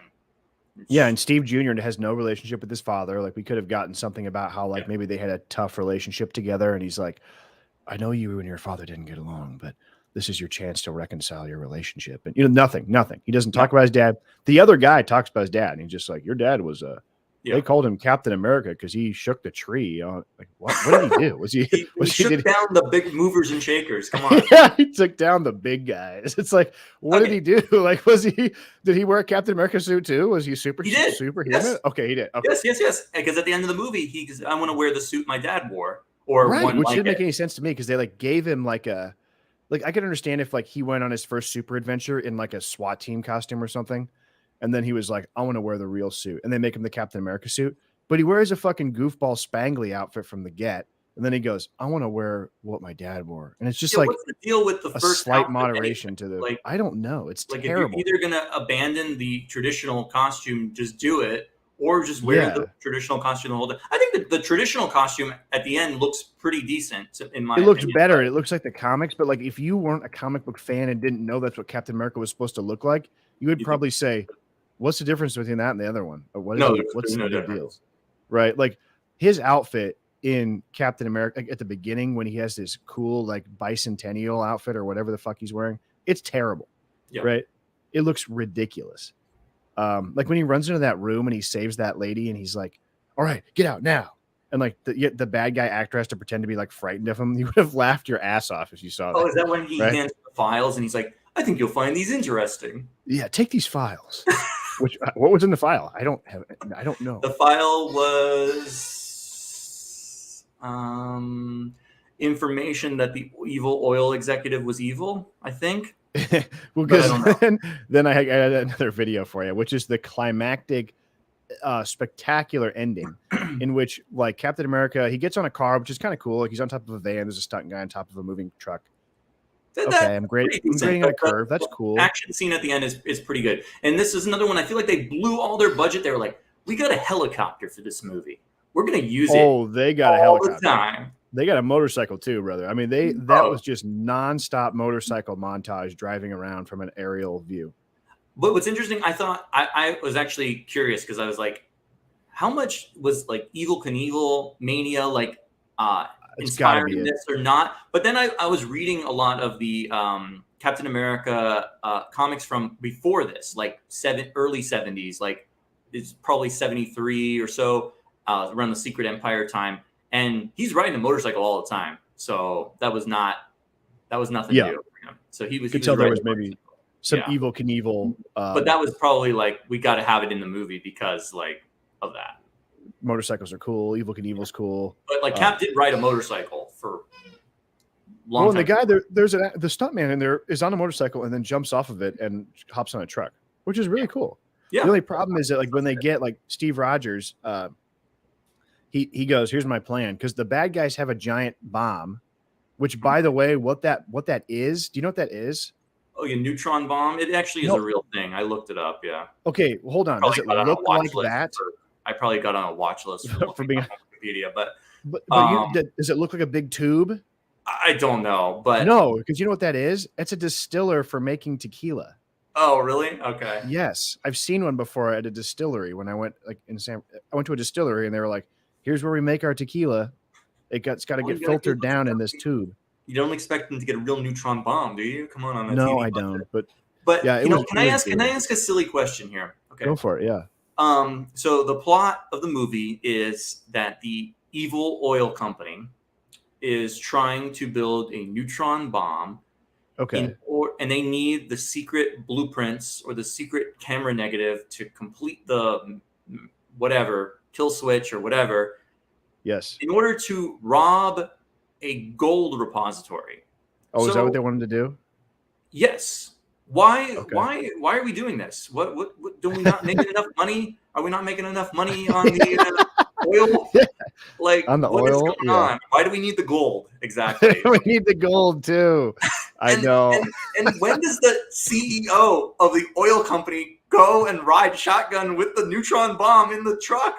And he's just sitting in the back. He's like, He's like reading the "I'm book just back like, here in the truck." Like, they didn't even give him a chair. He's just like hanging out Yeah, back like, there. what They're the- like, What is going on here? that is some bullshit, man. I mean, it's a tough watch. And then first of all, he's like an elderly man. And so our amazing climax to the movie is just that, like, He gets knocked down. he has by, to like, resuscitate an old man who's coughing. Yes, And you're like, because this is- the old man, the evil oil executive guy, has breathed in carbon monoxide gas, and Yeah. he is connected. And it's like, who cares, right? But he is His cap connected to shoved a a dead muffler man. into the truck. He has a dead man switch connected to his heart. So if he dies, the neutron bomb goes off, and everyone Couldn't dies. have had less, like, suspense at this moment. And the Oh, idea yeah. of seeing him in this outfit, like, his job is to hold a fucking, like, And he doesn't oxygen thing for even him. connect the seal properly too. So it's Like, not doing anything. I love that insert. He's like, I'm doing it. I'm He holding has to be like below the chin. I don't know. Maybe it's different back then, but like you have to put it below the chin and make a tight seal. He's like, there I am otherwise, holding. Yeah, it just escapes. But It's like, I have to watch Captain America hold a fucking, like, you know what I'm saying? then to It's- valve bag. It's brutal. It's very, it's Yeah, I like when he calls someone the helicopter and he's like, his lips are blue. He's unresponsive. He's like, oh, that doesn't sound good. we've got our guy here. Was this guy actually driving the helicopter? It looked like he was. Yeah, at some he was. point. He was I was like, is that guy really? Is that actor driving the helicopter? so Flying it? Like, but besides to look at all this of- guy in this ridiculous Captain America costume, just like his ending is that he gets to hold a fucking oxygen thing over an old man. I was like, that's your ending to your Captain America movie? Like, that sucks. I would say also besides all the things we already touched upon about why this is such a horrible, horrendous movie, Oh boy. it has zero appeal of what makes Captain America Captain America. And I touched on this about the origin and the motivations for the character and all of that. But even afterwards, so if you talk about Captain America during the war, he obviously has a mission. He has a purpose. He's fighting for our country to end the war and stop the Nazis. But when they brought the character back afterwards, when he was frozen in ice and brought back into the modern world in the 1960s, 1970s, he had a totally different purpose and a totally different existential crisis that he went through as a character. Is that I am a man out of time. I do not belong in the current world, which is so vastly different than the one that I left. The one I left, which was the 1940s during the war, things were very black and white. Things were very simple. And now we live, especially the ones I was just reading, which is like the post-Watergate era, where we're dealing with the secret empire and other terrorist groups that are trying to infiltrate America. There's a very interesting story all about like the Serpent Society embarks on this negative ad campaign against Captain America to turn to turn public sentiment against him. And they create like a total frame job of on him, to framing him for murder. They turn everybody against him. So he's dealing with this, is that where does my place in the world? This movie does nothing with any of that. No. There's no, he's just action guy. Action guy. Do you have anything to say about Captain America 2, Death Too Soon? Oh, I thought Captain America 2. Oh, well, okay. So let's grade Captain America 1. Captain America 1, I'd give the movie a D. And because I mean, it was like D-. Okay. I want to check my poll that I put out on my YouTube channel, which was I said, hey, out of all these 4 shows or TV movies, which would you rather be on the set of? Right. I'm going to check the results. It's an easy answer. We have 4% of people saying Captain America, 13 saying Spider-Man, 30 saying Hulk, 52 saying Wonder Woman, which is the correct answer. Yeah. Maybe you could have gotten a date with Linda Carter. That would be the, you know what I'm saying? You know what I'm saying? But also, it's more colorful. It's more interesting. There's be like a real movie. I think it would be interesting though to be on the Spider-Man set to see kind of how that's what's going on there. I think that would be kind of. You're right, to see like what's just a little interesting, but yeah, Wonder Woman for sure. But anyway, I would give this a D, and the source material adaptation an F. Yeah, I mean it's total garbage. I'm with you. It's really bad. Like I can watch it. Like I can watch it, but like no, I watched it and I was watching it, and I was like, I liked it. But you also could not remember what happened, which makes what was like that? You know, what's that? You know, they get a big aerial shot of him driving his van down like the Pacific Coast Highway or whatever. I'm like, that's cool. I like to see the Pacific Coast Highway in the 70s and like deserts. I like deserts in California. But it's very boring. It's very I would say that in Captain America 2, Death Too Soon, I found Red Brown is better. Livelier movie. It's a way better directed movie. Red Brown is better. There's even some better filmmaking. I noticed there's a scene where Len Dalrymple or whatever the hell his name was, Len Berman is walking down a hallway with some guy, and he's like, "What happened to the science lab?" And it's like filmed at like a low angle on like a dolly, and it's like moving really fast, and it's like a low angle, then it like whips into the. And I'm like, okay, that's cool. We get a little filmmaking there. We didn't get a single thing like that in the first one. Christopher Lee is obviously a better villain, though. I think they had it for probably 2 days. Yes, I think so. It was like very rushed. He's in an office for most of it, and then he was Miguel, the master terrorist, right? Some say that he's the son of a Dutch baron, and some people say he's the long lost something from France, and it's like, why is he named Miguel? Like, and then why is he named Miguel? And Red Brown just goes, Miguel. Wow, we got to get him. Paris? Wow, Miguel. Yeah.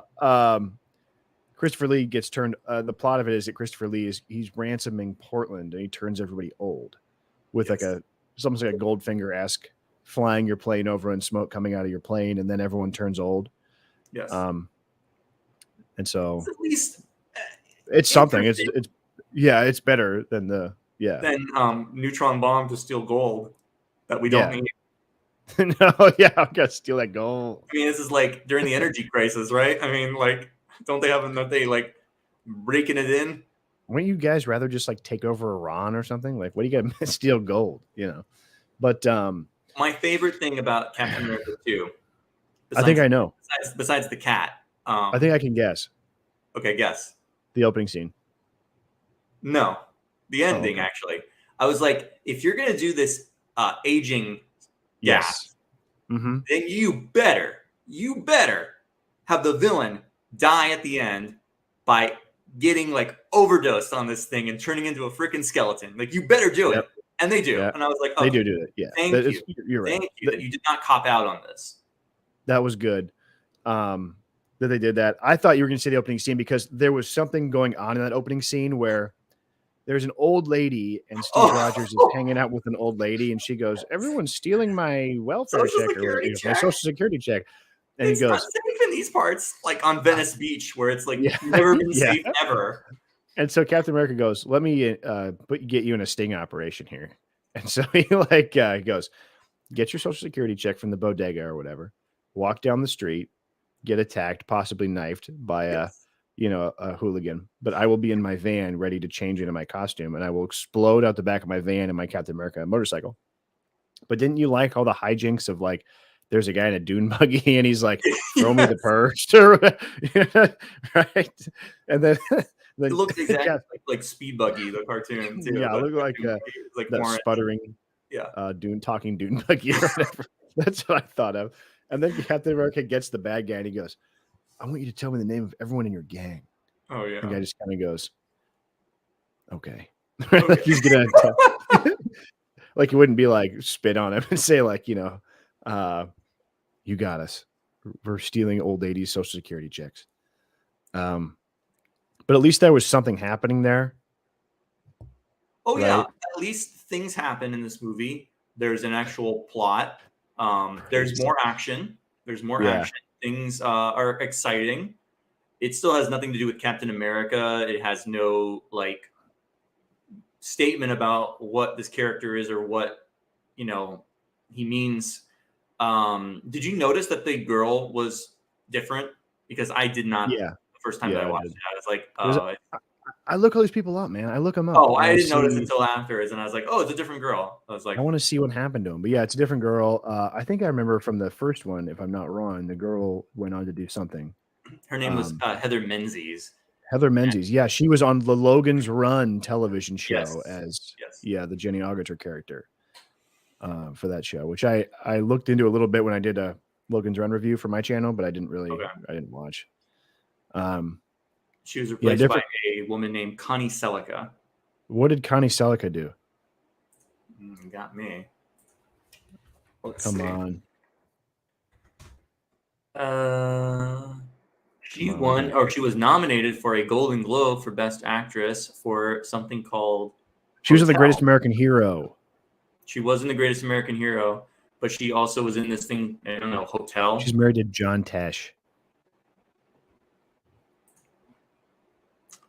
Yeah, so I guess this is a better indicator of what a Captain America TV show would have been like compared to the first movie, which Yeah. I don't know, it wouldn't have been so bad comparatively. It would have been just junk, like junk. Yeah, food, you're right.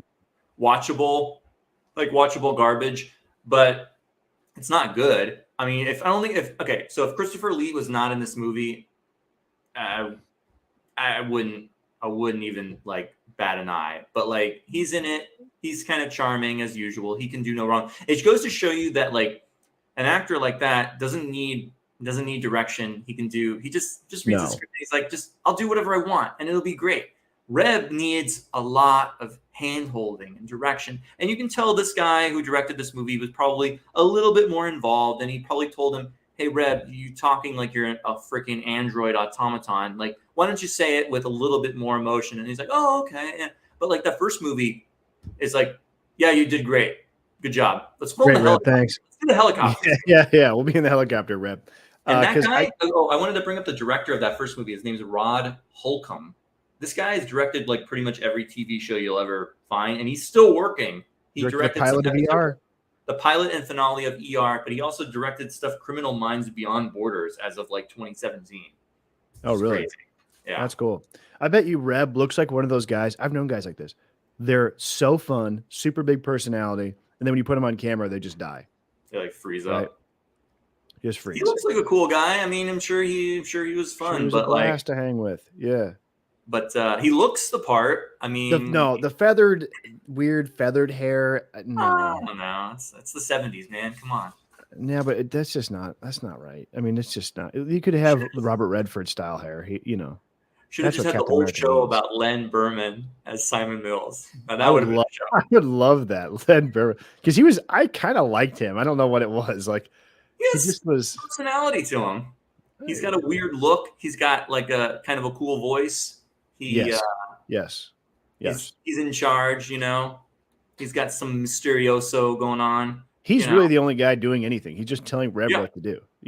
Exactly. It feels more comic booky, I would say, if that's a word. This Death Too Soon. I mean, you got the aging gas. You got the supervillain who's holed up in a secret lair, which is a federal penitentiary. I was gonna say zoo, but I'm like, that's not. No, penitentiary. Yeah, penitentiary. Yeah. Which, nowadays you could never get away with that because they're like getting away with it because no one knows what he looks like, or nobody knows what the real warden is supposed to look like. It's like that was a stretch. And it's a stretch even for them, but come on. Yeah, yeah. No one will know that the warden is actually the top secret Miguel. And he's like, shut up, you fool. And then they're all calling him Miguel, and then the one guy does it. Like, everyone's calling him Miguel, and then the one guy does it, and they're like, silence, you fool. That one slip will cost us everything. And it's like... Christopher Lee's whole parties, he's like sitting there while the guy's on like a phone. And he has some like gadget. I don't know what it was. I'm like, there was some kind of 70s gadget where I go, does that make it be a speakerphone? Or like, what does that do? I don't know. Because he kept like hanging it up and like picking it up. And I'm like, what the fuck is he doing with that? But I don't, never mind. But I really liked that Steve had a cat and was just going around with the cat in that small town. Well, I heard that Steve having a cat. Oh, that's right, because there was all that stuff with like animals getting old. That's why I was thinking zoo. I don't see, my brain was all and the little boy with the lamb. He's like, boring. That's my lamb. It's like, no, honey, stop! You're gonna get us all killed. Just they made Steve Rogers be an artist in this. Yeah. Which, by the way, they didn't have him. They made retroactively. The comics were like, oh, that's a good idea. So they made him an artist after this show. That's cool. Gives him something to do. Because he draws a guy a picture in the first one, and the guy's like, far up, man. What a great picture. It's like a terrible drawing. Is that the beach when they're at the beach house at the beginning? Yeah, he's Beach Boy. He's beach friend. The other guy that's like looks like he's stoned out, surfer. Right. Captain America. Were you glad that you've watched these so far? All the Spider-Man, Captain America. Were you glad you finally sat down to watch this stuff that you've heard about and seen pictures of? I've seen the Captain America ones a long time ago. I had them on video, actually. I had these. Oh, really? Yeah, I had these on VHS. Spider-Man, I never saw. Okay. Yeah, I never saw. I remember though being a kid, like 13, and I found out they existed, and I was like, I really want to watch these. Yeah. But it was kind of early in the internet. And it was harder to find stuff like that back then. Yeah, I had to. It was probably around the same time period. But there was another like video store online that was sort of like Amazon, but it went under soon after. And you could find a lot of these like more obscure titles on there. Got it. So it had I think like the Captain America one. It's the one you see with the VHS jacket has like the yellow one where he's like putting up the thing, and the kid number 2 is the blue one. But like I don't know if I like finished them or like watched them more than once or turn them off like in between, but like I had them on video. So, and those are kind of cool VHS covers, to be totally real. Like, they're cool. Oh, they sell it, but the content is crap. They really do sell it, especially number 2 where they add the other, like they make it look cool. Because I forgot he had a hang glider there for like 2 seconds. Oh god, got a hang glider. Hang gliders. Does that make any sense? How is that bike hanging on? It's called cool. It's called being cool. It is. It's cool, but like. I mean, are you upset that we didn't watch Doctor Strange? No, I can't remember if I've watched that or not. No, that one I had to buy. I know I bought that on DVD at one point, but I don't know if I've watched it. I can't remember. I just see pictures and I go, how could this really have almost anything to do with the comic to where it would be even recognizable as Doctor Strange and not just magic guy from the 70s? I don't know. That'll be the next one. Next one we can do the Punisher, Doctor Strange. Would you? The Superboy 80s. Superboy 80s. Oh my god, that's dreadful. That is dreadful. Oh brother, I used to watch those when I was on night shift one time. Oh my god. Really? Yeah. Oh boy. Okay. Do you mind if we take a little break? Yeah. I'm going to be playing a little. Can we grade Captain America 2: Death Too Soon? We can if you'd like. I would give this one a C as opposed to the D for part 1. That's very nice of you. It's still an F with the source material, but it is more entertaining. It's not as bad. I'll give you that. It's not. It's like on par with Spider-Man for me, like in terms of watchability. Oh, yeah, I guess. I just found him a little more appealing than Spider-Man. Spider-Man just seemed like almost incredibly visually ugly to me. Do you know what I mean? I thought it was really bad. That's because the quality of the print we're watching is such garbage. It's just so bad. It makes an impact. And Captain America is the same way. Those things are incredibly like washed out and ugly. It's not as bad. It's nice to at least have it on DVD. It's not like blurred, you know. No. I watched a supposed remaster on YouTube of Spider-Man. Oh, really? It claimed to be a remastered version of it, but I just wonder if anyone. I'm There's surprised be they like haven't a decent VHS rip of that because those were released like on commercial VHS. I remember seeing those on the website to buy years ago, and I didn't even understand what it was. I was like, I remember kept seeing Spider-Man: Night of the Clones, and I'm like, what the hell is this? What is the relationship to this in the Japanese show? Did they use footage from none at all? Because they look kind of similar. If you see photos of them, like they look kind of similar. No, I didn't know if maybe they took Spider-Man footage a la Power Rangers from that. No, not at all. Okay. And I think the costume is different in that he wears that special like armband in the Japanese one that does his like transformation stuff. Right, into a Megazord. No, it transforms him in. I think his costume comes out of it or something like that. Okay. He didn't turn into a robot? He can call the Megazord or whatever with that, I think, too. But he doesn't transform into a Megazord. He goes and he pilots it, I think. He gets into it. Okay, got it. But he can call forth the Megazord from underground or with that space special wristwatch thing. That would be cool. It's cool to have spider powers and also have a gigantic, robot. Like robot fighting machine. Yeah. To fight giant floating brain and other things. I mean, the Spider-Man that show's much more entertaining than this crappy one here in America. I guarantee it would be. Yeah, I have a little interim show. I'm going to take a little quick break here. We'll be right back in like 2 minutes, but that's okay with you? Yeah. I'll be quick, but I have a little. If we don't get pulled down for copyright, I have a little interim, and we'll explain it afterwards. But I'll play it now, and we'll be right back, everybody.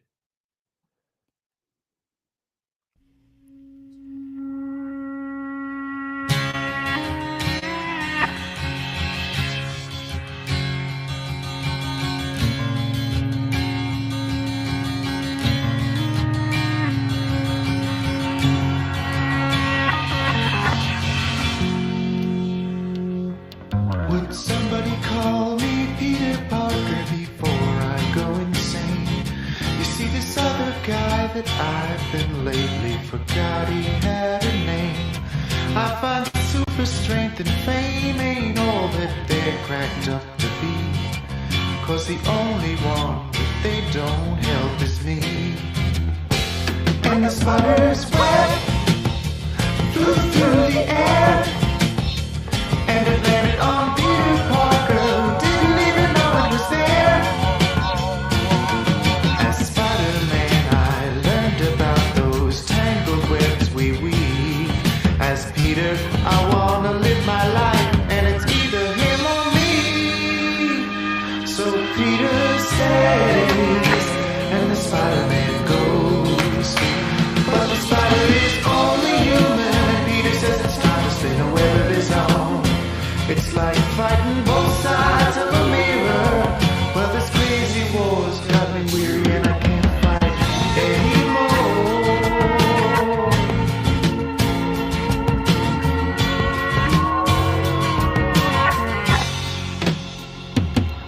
Would somebody call me Peter Parker before I go insane? See this other guy that I've been lately forgot he had a name.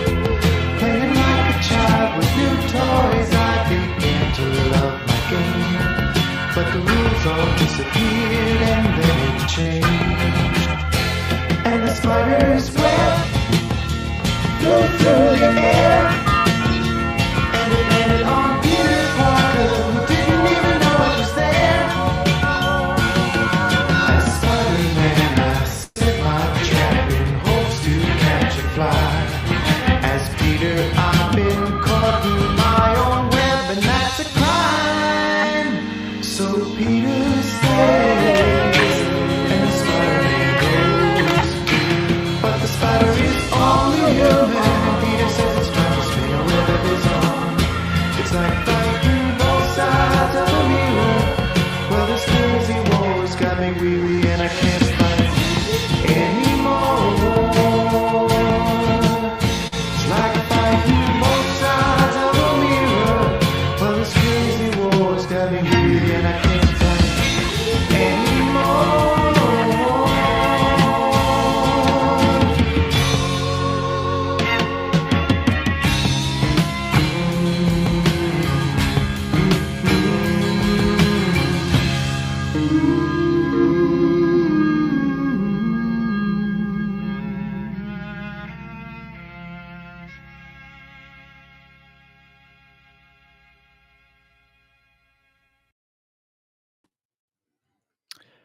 Okay.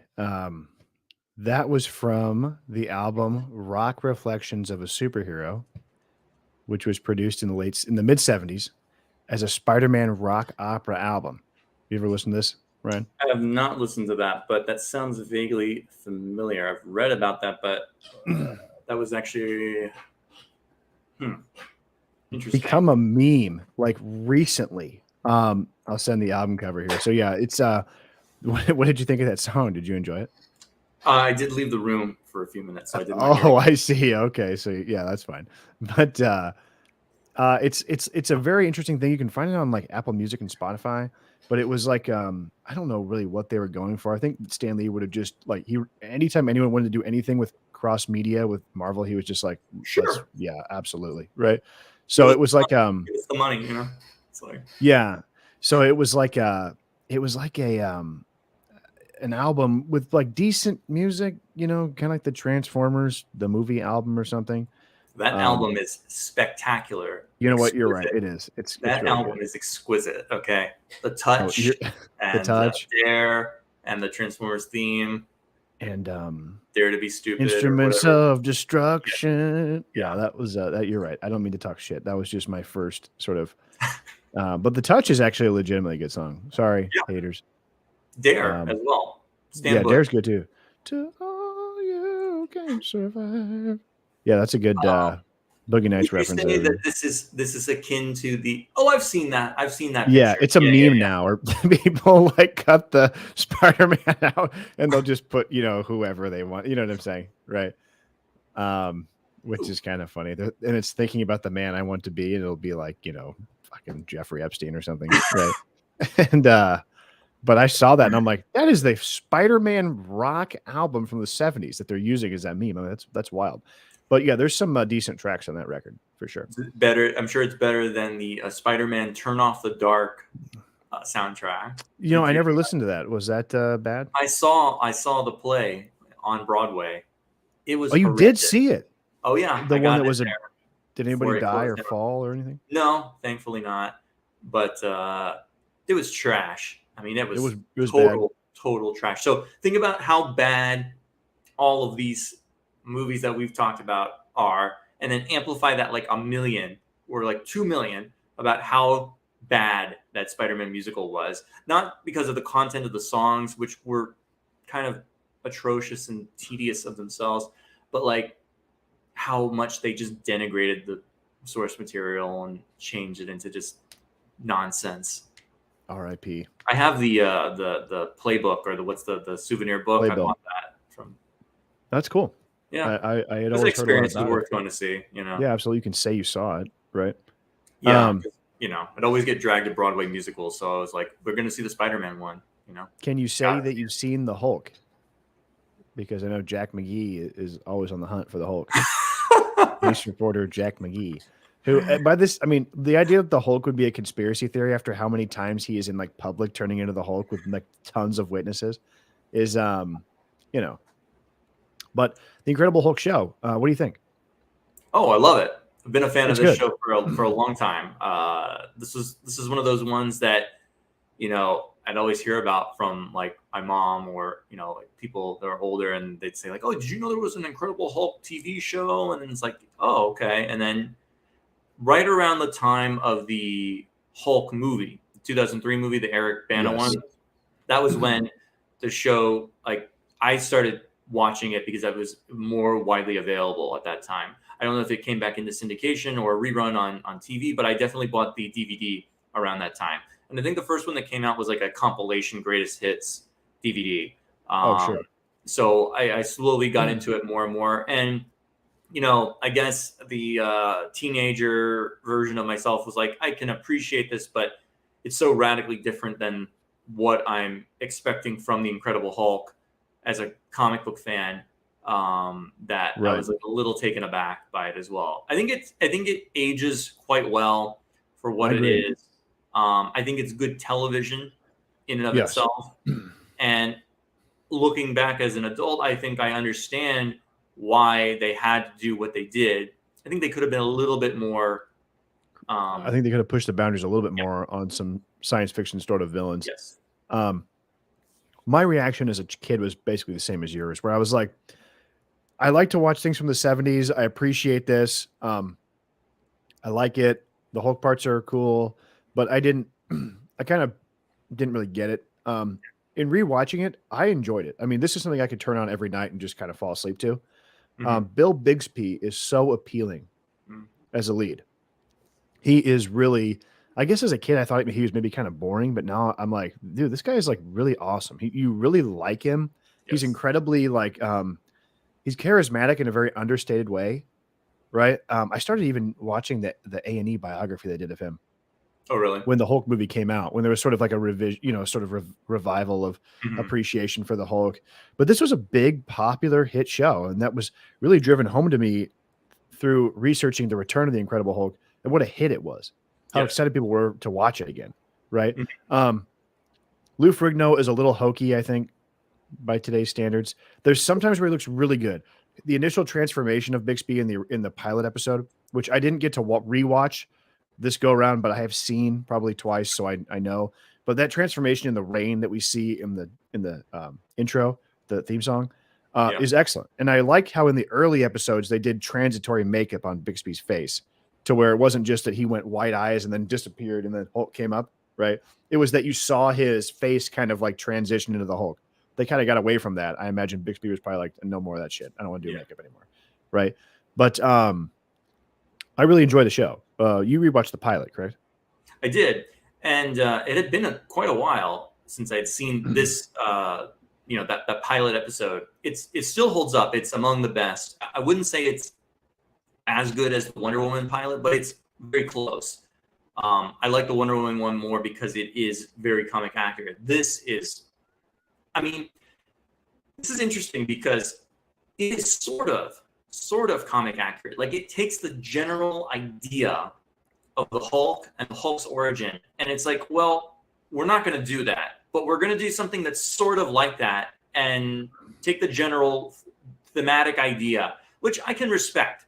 And maybe it makes sense for a different time period in which this is set versus when the original comic book came out. So the original comic book, Bruce Banner, and he's now called David Banner. We'll get to that in a second. But Sure. Bruce Banner is working for the military, I believe, and they're making a gamma bomb, and they're about to test it.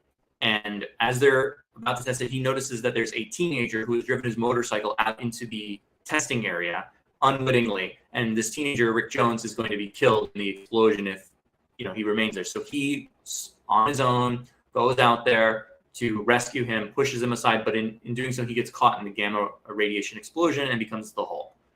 So it's done as a again, like we talked about, Steve Rogers is an altruistic origin. That is, he is the victim of circumstances, the victim of fate by saving someone else, and is cursed as a result.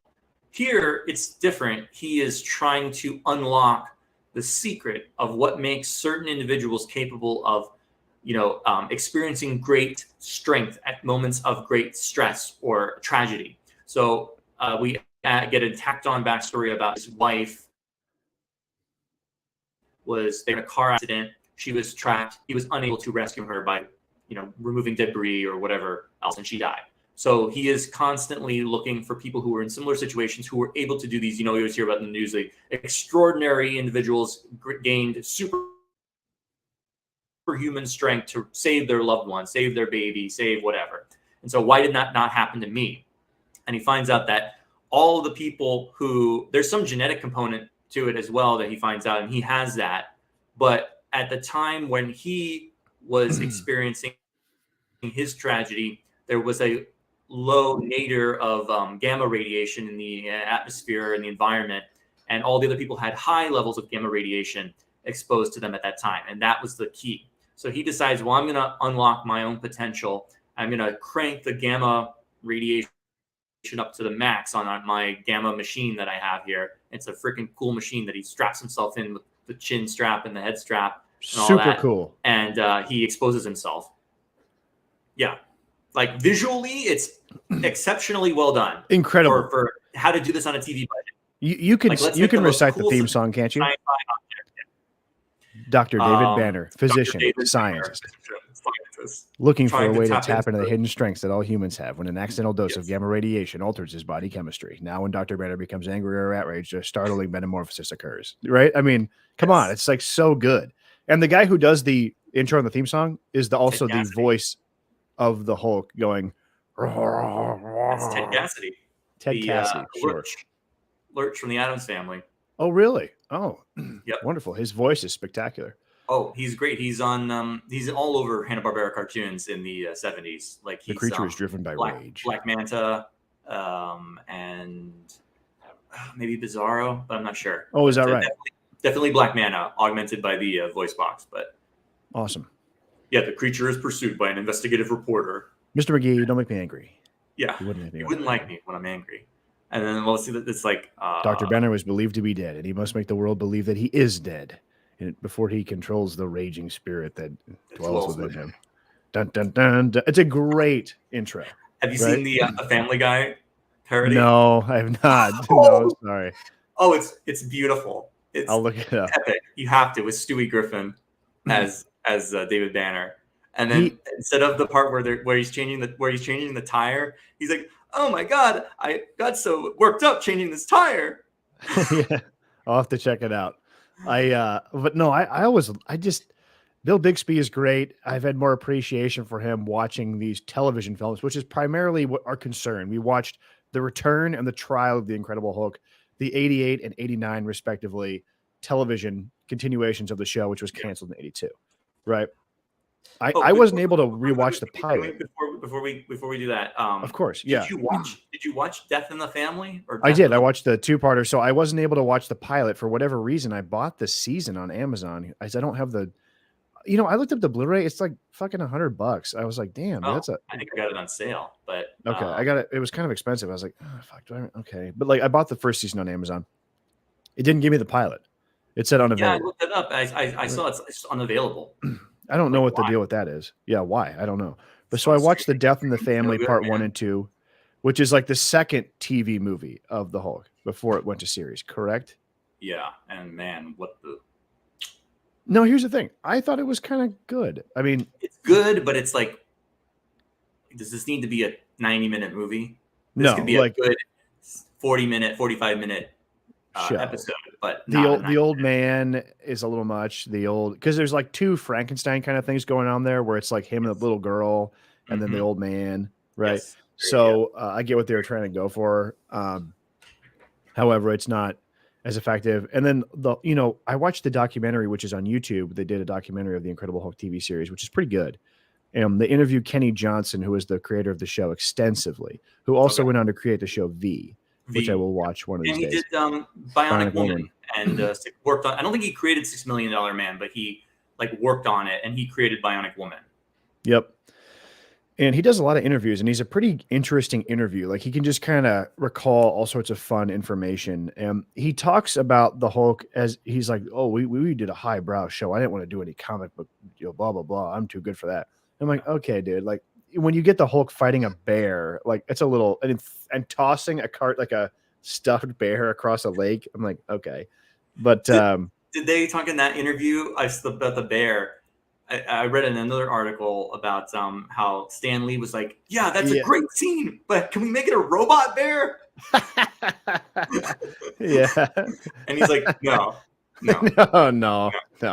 Can't be a robot bear. But the central plot and idea that's the most captivating part of that episode, where actually my wife was watching it with me. She didn't know what it was, but where they were poisoning the heiress so the evil stepmother can take the money.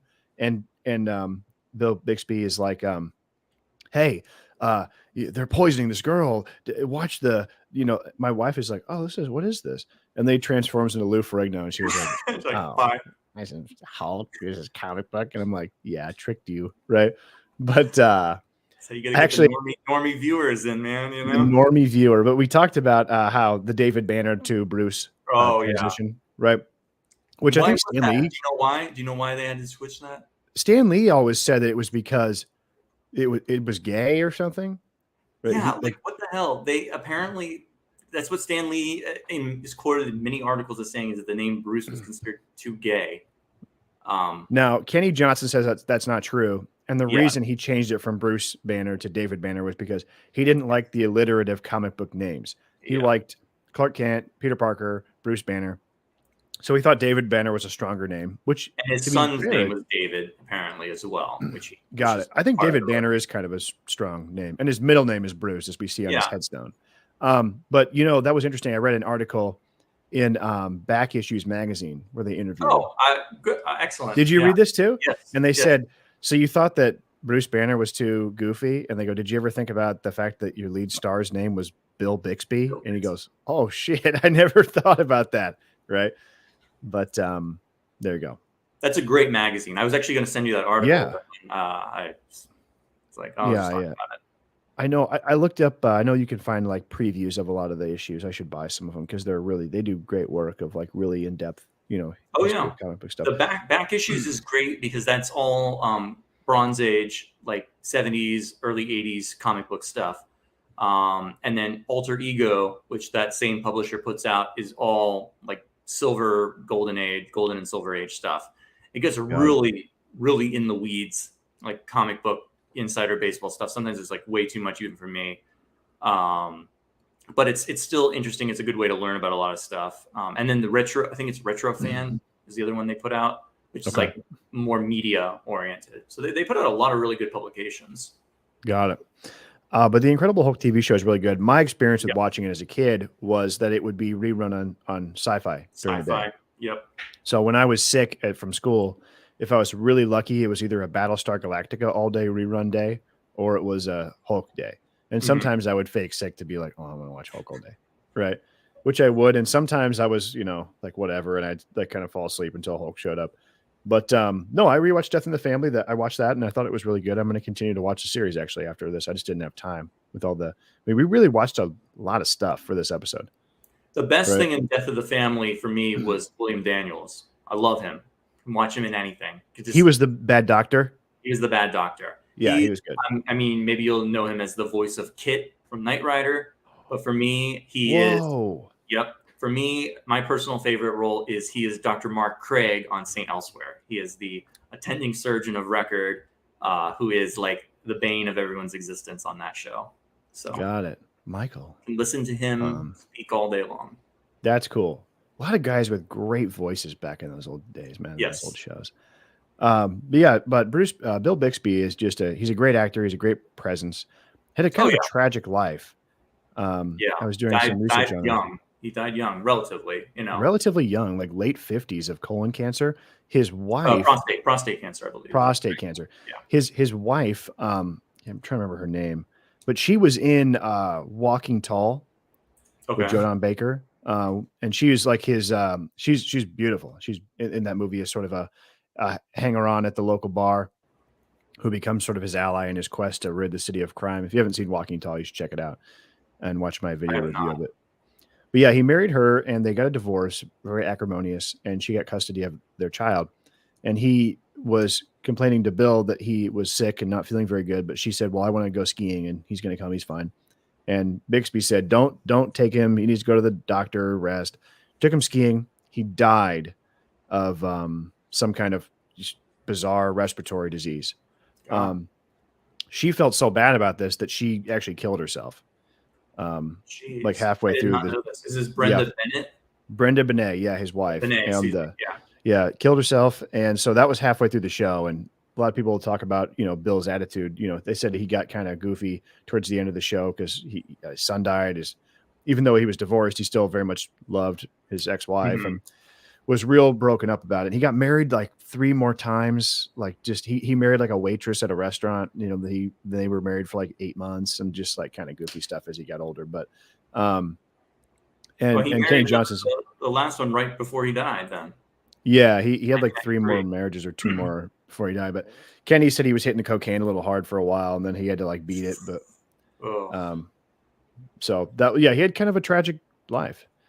But everyone says and attests that he was like the nicest guy on set, super encouraging, really nice guy.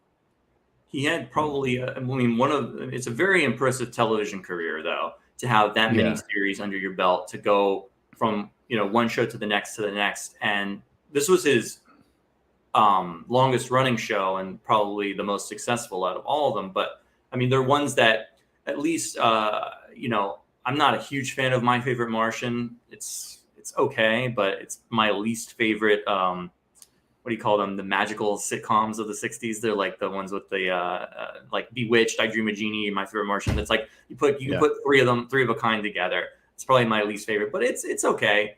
And then A Courtship of Eddie's Father is the other show that he was the star of. And then he did a show just before the Hulk called The Magician that did not last very long. To transition more into the television films that we watched. Not that if you have something else to say, I don't want. I'm always a smooth transition guy. But as an actor, I always kind of had this perception of him, whether it was warranted or not, that he was maybe drawn to the Hulk because he thought, well, this is a comic book presence, but it's got a real human element to it, right? Every episode of The Incredible Hulk was always, there's a famous one where he fights an abusive father, it was almost very socially conscious. Almost, he was always encountering people in his travels that needed his help, and the Hulk figured into that, and he left them off better than they were before, right? Yes, sort of like a traveling cane, right? Yeah, but in Kung Fu, but I always thought that maybe the idea of him co-starring with Thor or Daredevil, that maybe he would. I know he wasn't in the exact height of his career at the time when he did these return films, but it sounds like he was all for it. He wanted to do a Nicholas Hammond Spider-Man Hulk crossover, like during the Hulk series. He wanted to do that. He kind of liked that idea of like, introducing more superheroes to the overall Hulk pantheon, which is kind of cool. Is the return of the Incredible Hulk cool? It's like, okay. And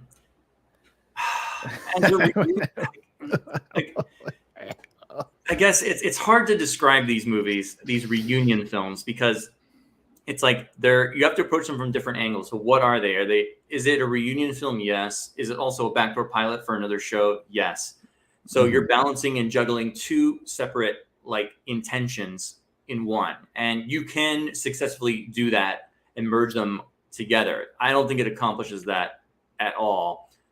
I will say that I think, even though I like Trial more than Return, yes, I think that this movie, The Return, does a better job of making it a Hulk movie first and a guest starring Thor second, as opposed to the second movie, which is a Daredevil film first and foremost with Hulk as a guest star. That's my opinion. as to this movie, this is one of, just like Captain America, I'm struggling to remember what was the actual plot, other than he's working for a company that's building a gamma transponder or something like that, and there's like some kind of corporate shenanigans going on where intercompany fighting is gonna make people steal it, and Thor is there. But like, yeah, you got it. Like, what's the point? It was like Banner he's trying to like go through this transition to turn himself not into the Hulk because he has like a long-term steady girlfriend, and he's been off the Hulk juice for 2 years, right?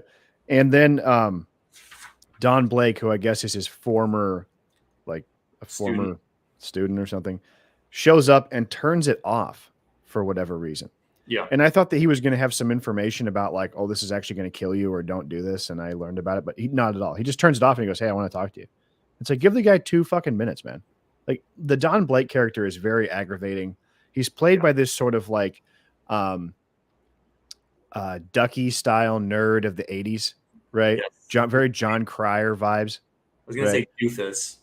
Yeah. And he's like, oh, hey, you got to hear me out. I went on a health expedition to and this is the part that I thought I actually liked, where Don Blake is in the Arctic and he goes into the cave and there's this skeleton and the lights glow, his eyes glow, and he finds the hammer of Thor and he gets turned. And then it's not that he transforms into Thor like in the comics. He just is able to summon Thor.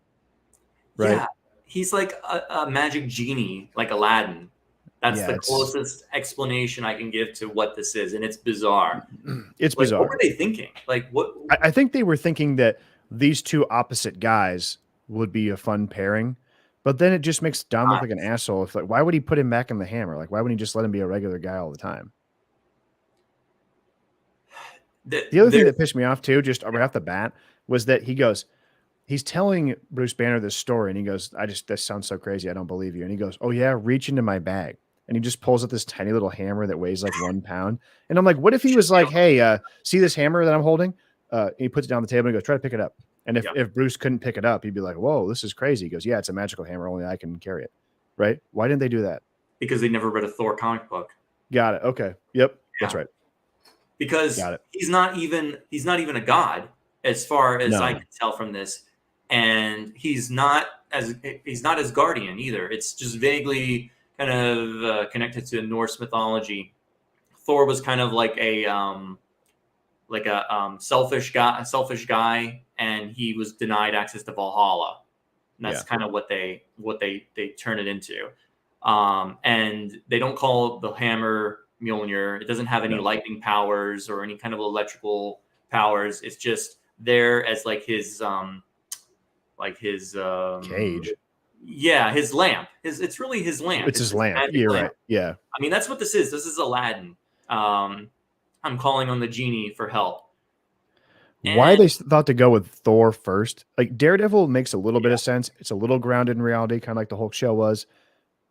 I don't know. Trial is better, or why wouldn't you try Iron Man or something? I know that's more expensive with technology or whatever, but like you could have done it on the cheap too. It would have made more sense than this. Especially you're going from a show that did not want to do anything fantastical at all, other than the Hulk. And this is because Kenneth Johnson was no longer affiliated with these reunion films at all. Why that happened, I don't know. He says they never called him. So apparently New World Pictures bought Marvel in the interim and somehow gained the rights to the show and spearheaded these, wanted to produce new potential spin-off shows with the catalog of characters. So that's how this apparently came about. And I think Bill Bixby's kind of eagerness to do this seems like he was interested in getting behind the camera too. He did Leonard Nimoy on him, the second one. Yeah. So he directed Trial, and then he also directed the final film, which is The Death of the Incredible Hulk, which I did not watch. But he apparently maybe ghost directed Incredible Hulk Returns, apparently according to some records. So I think he wanted to get involved behind the camera, and so this was a good opportunity for him to do that. I watched an old 80s video where they go, oh, we have Bill Bixby and Lou Ferrigno here. Bill, what have you been up to? And he goes, well, I've been directing a lot more now. it's fun to be back in front of the camera, right? So yeah, he wanted to be a director. I think he saw that's the transition his career would take. I think so. I think he did a good job directing Trial. I think Trial has a lot more going on Oh yeah, than this movie. This movie is boring. It's like you're in a lab. They're in his apartment a lot, which just doesn't look. It just looks bad. No. Like the other thing too that I didn't like about this is that it just gives me this like uncomfortable, shitty feeling of watching something that was like filmed on video. yeah, it does not And I'm look just good.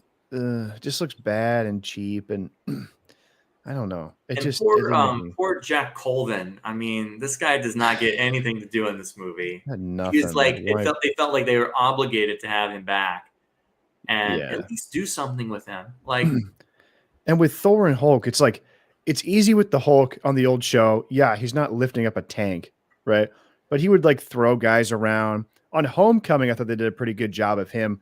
Like he just destroys a whole staircase. He smashes through beams and collapses a house. Like he beats up a bear and throws a bear. It's like, okay, the Hulk is strong, right? Whereas in this fight between Hulk and Thor is horrible. They Yeah. just throw each other into computers the whole time. And then when there's the helicopter scene, Hulk and Thor jump on a helicopter and like can't bring it down, and it just looks stupid. It's like yeah, two of them together can't bring down a helicopter. I'm like No. Lou Ferrigno's like kicking his legs, and it just looks terrible, right? I found it kind of interesting that the way Thor was played for laughs was kind of the same way they went for it in the 2011 movie and beyond. Like it did the fish out of water. Like it's the same. It's the same thing. I'm the fish out of water guy. Over and over and over again. Like it's Here I kind of am at the biker bar drinking. Yeah, and the thing where he's naked with the towel and he assaults Jack McGee in the apartment. That guy is just not. Yeah, they're Hello, Thor. You know, it's like it's terrible. Both Blake and Thor are extremely irritating. They are not likable at all, and it makes you like, I do not want to see a TV show, ongoing TV show with them. No. And what would they fight? What are they going to do for that? Who knows? I don't know. You threw out all the Asgardian mythology.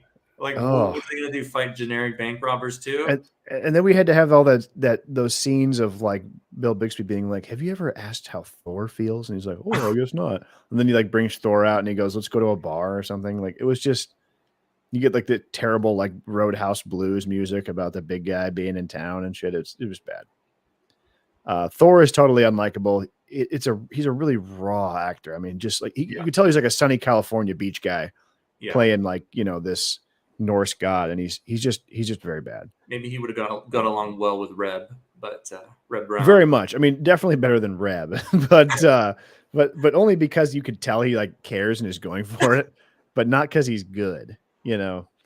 I was gonna say the Thor, the whole thing about Thor it's so radically changed like since then. The way the character is portrayed and perceived and stuff. Like they've abandoned the Donald Blake thing entirely at this point. Like which I don't think was a bad idea for the movie. No, I don't think it's a bad idea. It's historically accurate to the character, the way the character was conceived and constructed. I don't know why it's been like so taboo that we have to throw that out, that there's no like earthly conduit to Thor. Like, yeah, like Donald Blake would find the hammer and he would strike it on the ground and he would turn into Thor. And he was a lame doctor. He was a cripple. And that was like his cover. And there's nothing of any of that here. So I don't know. It just, again, takes away, not that these movies have to be so slavishly devoted to the source material. It's just that the source material at least gives you some kind of like characterization, some kind of emotional connection, some kind of motivation for the character. And here it's just, they're just generic. And it's like, and the bad guys too, like the corporate espionage 80s bad guys. Oh god. And remember that scene where the main bad guy goes, "Oh, you dumb Cajun bastard," and he's like, "Hey, you're Cajun too, man." I'm like, what the fuck is this? Like, I was like, Charles Napier, one of the best that's right, bad guys you'll ever find.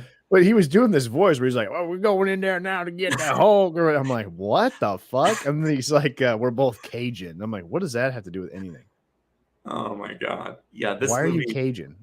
Yeah. I guess I gave this a good star rating on Letterboxd, but like, He gave like 3 stars. I was like, holy shit. I was like, what the hell? well, I guess I enjoyed it at the time, but it's junk. I mean, I guess my only defense is like, if this was like maybe 20 years from now and people were talking about, the early 2000s superhero movies and people were talking about Fantastic Four or Ghost Rider, and then these movies are crap.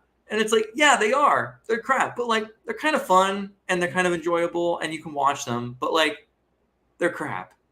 Like, yeah, it's like I would give Fantastic Four 2005. I'd probably give that 3 stars. It's like Bixby just seems out of place here. You know what I mean? He's just like kind of along for the ride, and we have to keep coming back to this Thor shit, which is just bad.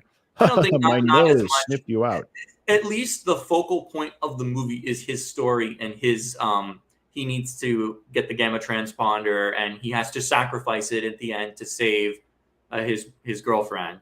So at least it is his story that is the center of it all, as opposed to the next movie, which is all about Daredevil, and he is really along for the ride here. I mean, like, so much to the point that they feel shoehorned in. It didn't bother me though. You could tell Bixby directed it because he goes, "I want to have a beard this time," right? Which was kind of a good look to be. You know what I mean? Like, it was kind of cool. Like, it made him seem a little more like on the road type. Yeah. I thought it had a lot more grit to it. It didn't seem like so fleeting and goofy, right? No. I thought that the guy they got to play Daredevil, Rex Smith, I didn't know anything about him. I learned he was a teen heartthrob in the 70s. I did not. Do you know that? Oh yeah, not. He had a hit song, a #1 hit song. Really? Rex Smith. Yeah, he did. Yeah, he was quite the guy. He was on Teen Beat and Tiger Beat and all that shit all the time. He was really big. His song. I had no idea. Yeah. Let's make him. Yeah, Sooner or Later, his album. Yeah, he was. Look him up in the 70s. He was quite the Sean Cassidy style, like. Oh yeah, he was hot 16 guy. Magazine Tiger Beat. He had a gold top 10 single, "You Take My Breath Away." Yeah, so he made his start on Broadway in Grease. He had like 6 albums, so he was quite the guy. I think he was maybe still around in the 80s, but not to the same extent, right? So they were planning on doing a Daredevil show with him. What did you think of him as Daredevil? No, I liked him. I thought this was the best. Fine. Yeah, I thought this was the best additional character that was added as opposed to everything else. Like, I don't mind. I actually kind of think the ninja outfit is like a good fit for this. If you want to do it in a mask look bad. I don't know. Come on, man. This is like no horns. Come on. This is the best you're gonna get. Okay, and they even paid homage to this Daredevil outfit, didn't they? In the Netflix show in season 1. Yeah. Frank Miller put him in the black suit. Yeah, for his like origin, his retrospect. His retcon origin. I liked him. I thought he was very appealing. He had a humanity to him, a warmth to him. His origin, as he describes it, is actually pretty accurate. They don't skimp on the fact that there was mutagenic waste that blinded him and gave him extrasensory powers. So they're not saying that he's just heightened from training. He has a science fiction aspect to him. Yeah, I was surprised they went all the way with his origin like that. I thought they were gonna skimp out on that. I think Bixby really liked the character of Daredevil, and he's making a movie, and he goes, "I want to do a movie about him." I think that's what it was. And it's like, how hard is it to just include a line about it? That's all it is that they just say he's explaining his origin to Banner, and he's talking about that's what happened. And the same thing, they talk about his dad. And it's interesting, they even point out that's the only photograph on his wall. It's like, why do you even have this up here? And it's like, well, this is my dad, who was very important to me. And they don't talk about how the dad was, involved with the criminal stuff. I guess they sort of allude to it, but how times were tough. But yeah, he's very good. He's good as both Murdoch and as Daredevil. I do find it odd as they did all of this very accurately. Would it have been so hard to make the rest of the supporting cast? Why aren't they Karen and Foggy in the law firm? Exactly. Why not just call them that? Yeah. It's a woman and a guy. Call up Stanley and be like, hey, Daredevil's a lawyer, right? He has a law firm. What's the name of it? Oh, Nelson and Murdoch. Okay, cool. He has a partner. What's his name? Oh, okay. He has a secretary. Okay, cool. We'll put them in. Yeah. You could just call him Franklin Nelson if you think Foggy Yeah. is cringe or whatever, right? Yeah. But why do that? Why have the exact same dynamic, but you change their name? Why bother? Yeah. You know, And he's I even don't. clearly got a romantic thing going on with the secretary or the Yes, you know. yes. So That was literally out of the comics. Like the entire first run of Stan Lee is like him being hurt or weird or gone because he's Daredevil, and her being like, "Oh, he's proud." You know, like that was right out of Stan Lee, right? Yeah. Oh, he doesn't want to ask for help. You know, that's so like the maternal girlfriend who's always pining over the superhero, right? Yeah. I just was pissed that his goofy ass mask like comes to a point on top of his head like a sock, and like he doesn't have horns. Like, just give him fucking horns. Why not? I know, but like, what are you gonna do? It's like they got more than we usually do. How about your Wilson Fisk? And then his henchman Wilson Fisk is not called Wesley, which is his henchman guy. Like, Yeah. But they did have Turk, which was a Frank Miller creation. I mean, I guess I always think of my personal favorite Kingpin assistant is Smythe, but that's more like Spider-Man. You're right. Spider-Man affiliated. But anyway, I was gonna say we finally get for the first time ever a real comic book villain. Yes. I mean, we've never seen any to this point. None. I like John Rhys Davies with his sunglasses reflected in the. I'm like, why is this not a meme? You know what I mean? Like, why is this not a meme? Because no one probably remembers this. No one. I'm gonna bring it back. Did you get kind of like Trumpish vibes off him? I don't know.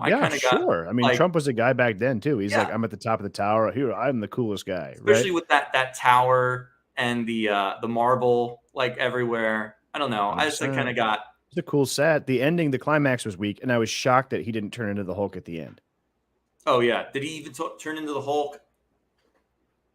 He did at one point because Daredevil feels his face as he transforms back. But he turns into the Hulk one time at the beginning when he is in the subway, which instigates the plot. Subway, yes, when he attacks the muggers, yeah. In a dream sequence where he's in his trial. Before you go on, what was the whole deal there? I don't know. That those guys were just acting like freaking maniacs and creeps, and they wanted to assault that lady, and that's like the catalyst for the entire movie, which is just random. It's not part of the plot. Yeah, it's not, but it becomes the entire plot. I don't know, like, because then Daredevil's like, oh, I can get to the Kingpin from these guys. It's like, how? Because they're like henchmen that were fucking around. I don't get it. I don't either. But I actually thought that the monologue from the woman was actually kind of effective when she's like, I have my own dreams. I don't want to be a Kingpin pawn. I was like, okay, that's just kind of good. Like, like the acting was good. I mean, it just seemed like it was the cinematography was better. It was a real movie, It was way better with Bixby at the helm. It was not just like some cheap, shitty. Here we are in the apartment, Now, what about like the score was better. It was like this kind of like synth score, which is kind of cool. What about the courtroom scene, though? I mean, whatever. It's like they had to get the Hulk in there somewhere, right? But dream sequence. I mean, did it have to be a dream sequence? When the movie is called The Trial of the Incredible Hulk. That's why that's what they attribute the fall in the ratings to. It wasn't as big as Return. Probably because Return was so bad. Everyone was like, fuck that. Maybe. I think that's more likely to do with it. And of course, we have our first ever Stan Lee cameo. Yes, we do. In this movie as a juror. But Stan Lee was the narrator of Spider-Man and His Amazing Friends, right? Yeah. And he was out there. But no, this is 89. So yeah, he been out there. Yes, Spider-Man and His Amazing Friends was like 81 or something like that. Is Stan Lee in Blade? I don't think so, but he shouldn't be because he didn't create Blade. Yeah, he didn't create. But he was in. Oh my god, I hate that so much. Like he shouldn't be in Guardians of the Galaxy. I mean, yes, I guess he created Groot, but like he shouldn't be in that. Oh wow, he created Groot. Yeah, okay. Like in the Golden Age, Some artist drew a big tree monster and he goes, Groot. And he's like, Jack, let's have a tree be a monster. And what if a tree was a monster, Jack? I'll take care of it, Jack. Stan. Put some. I was driving to work and I saw a tree. What if a tree was a monster? Okay, Stan, I got it. Like, come on. Like, I don't need like Stan Lee in my Wolverine movie. Like, come on, like if he didn't create the Captain character or Marvel. had anything to do with it, like come on. But anyway, what we're saying, yeah. So the trial scene, yeah, that's kind of a letdown. But I don't know. Overall, the movie is pretty good. It's better than the other one. What do you think about the end when the Kingpin got into a building that turned into a flying car, and then Daredevil goes, "Fisk, I'll get you," and it was like a horrible like is it a flying car, or CGI. is this a It's like a helicopter-ish kind of thing. It was like a flying car. Oh, Yeah, and he was like, "Fisk, yeah. you won't get away with this." The Right. king can never be captured. Come on, you know. Well, and then at the end, Foggy and Karen are like, "What? I thought there was something on top of that building," and then like Daredevil goes, "Well, looks can be deceiving." Or what does he say? He says something stupid like, I don't know. "Things are different sometimes." It's like, whoa, okay, wow. It was okay. I mean, I didn't watch Death of the Incredible Hulk. I don't, I've never seen that one. To be honest. he dies in it. No kidding. Yeah, but they were gonna bring him back though, and they were gonna do a fourth one, but Bill Bixby died. Interesting. I've heard rumors that She-Hulk was supposed to be in Death of the Incredible Hulk, but that didn't materialize. You know what's crazy? They filmed half of a She-Hulk pilot where Bill Bixby returns, and then they scrapped it before they were done, and it's just lost to time. Really? When was this? During the run of the show, or Like 1990. Oh, after. Then he died in like 91 or 2. I've heard a story about the entire creation of She-Hulk, and I don't know if you've read this too. Is that the reason She-Hulk was created was because the Incredible Hulk TV show was so successful. They were very, very worried at Marvel that Kenneth Johnson was going to do what he did to the $6 Million Man and create when he created the Bionic Woman. Yep. That they were going to create She-Hulk on the show and not be the rights holder to that character. So they were like, I can 100%. Yeah. So let's create She-Hulk, trademark it, copyright it. And also make sure Stan Lee writes the first issue and then didn't write the second or third. He didn't. I'm totally with you. I had that kind of tinfoil idea too, because came out in like 79. Yeah, it came out right during the show. Yeah, during the show. He's probably let's make a She-Hulk. I think that would be a good idea. I hadn't heard that angle that it was that they didn't want to not be the rights holder, but I thought that maybe they were like, oh, Bionic Woman, Bionic Man, Hulk, She-Hulk, let's do it. Right. I've read that they wanted to make sure that there was no dispute over who created the character, and there's no legality that that'll come back. Makes sense. Spider-Woman. I always liked old 70s Spider-Woman comics. Spider-Woman is very, very, very cool. Very cool. Great costume, because they didn't ape the Spider-Man costume. They went different. Have you ever seen the Spider-Woman cartoon from the 70s? No, I know it exists. So It's on. Is it really? I know it's on Disney Plus, but I always liked her costume. It's on. Yeah, I believe so. Yeah, I believe so. I don't have it anymore, but I remember it was on there, and I was like, yeah, it's pretty bad. It's made by the same company that made that 70s Fantastic Four cartoon. It's called the Patty Freeling Enterprises. Where they didn't have Human Torch and they had a robot instead. They had Herbie the Robot. Yeah, because I think Human Torch was one of those that got sold to Columbia or Universal, and so they didn't have the rights. Yeah, not the urban legend that they were concerned kids were going to light themselves on fire. Yeah, right. But wasn't Herbie the Robot? Wasn't that wasn't he in the comics before the? I don't think so. I think they added him later. He has appeared since then. I think But they brought him into the comics. Yeah. Yeah. That's a garbage show too. Is it really? Oh yeah, it's bad. That one was on. I don't know why they released a bunch of those on video when I was a kid, and I used to watch that. It was on like a sampler pack. There was like a Marvel sampler video, and it had Spider-Man, 80s Spider-Man with Dr. Octopus. It had the Fantastic Four. I think it was like the Olympics of Doom or the Olympics of Space or something like that. And I think Pride of the X-Men was on there too, was the third thing, which is really good. Pride of the X-Men is awesome. If you've never seen that. I've never seen that either. Yeah. I know that there was so good. They were going to do a Daredevil cartoon show as well. Oh, really? The only evidence that exists is a really low res image. There's like one image of a drawing that Romita did as a proof of concept for the cartoon, and they were going to give Daredevil a seeing eye dog, Lightning, the super dog, that would be like his. That actually makes sense to me. He's blind, seeing eye dog. Dog is also a super. That makes sense in a cartoon. Like secret identity stage, not like while he's going and fighting. Oh no, the dog comes with on all the adventures. That actually makes sense to me. Sorry, I mean, like as far as like shoehorning animals and pets into a cartoon show, like that actually like makes sense. Because like, oh, he's blind. What was like a magic seeing eye dog that fights with him? Like that makes sense. Oh man, this has been a record low viewership stream. We haven't had anyone. They tuned in and they all left. Why? It's been such a good. This was a good. This topic. Has been I think this has been a good one too. Yeah, nobody cares. We'll see what the views are on this. Yeah, I don't think I'm sure no one's watching on my. If you're watching, give us a shout. 0 viewers. Yeah, I got 1. Yeah, we had some good interaction last time with people. We really did. Yeah, I think maybe maybe the content is too obscure. I think possibly that might be part of it. And I thought this one would do really well. I did too, actually. I thought people would be, but you know what? This maybe doesn't surprise me. My audience, they're just not into superheroes or Star Wars. Okay. I've asked them before in polls. I go, hey, what do you feel about Star Wars content? Resounding no. And I go, okay. And they go, old 70s shit only. But I thought this was fun. Yeah. I mean, what do you want to do next? Do you want to do Hammer? Yeah, I'm down for Hammer. I'm really down for that. I like that book you recommended, so I bought that. I found a nice used copy that was a lot cheaper. Yeah. So. Yep, that's what I got too. And it's a good book. It's a good guide.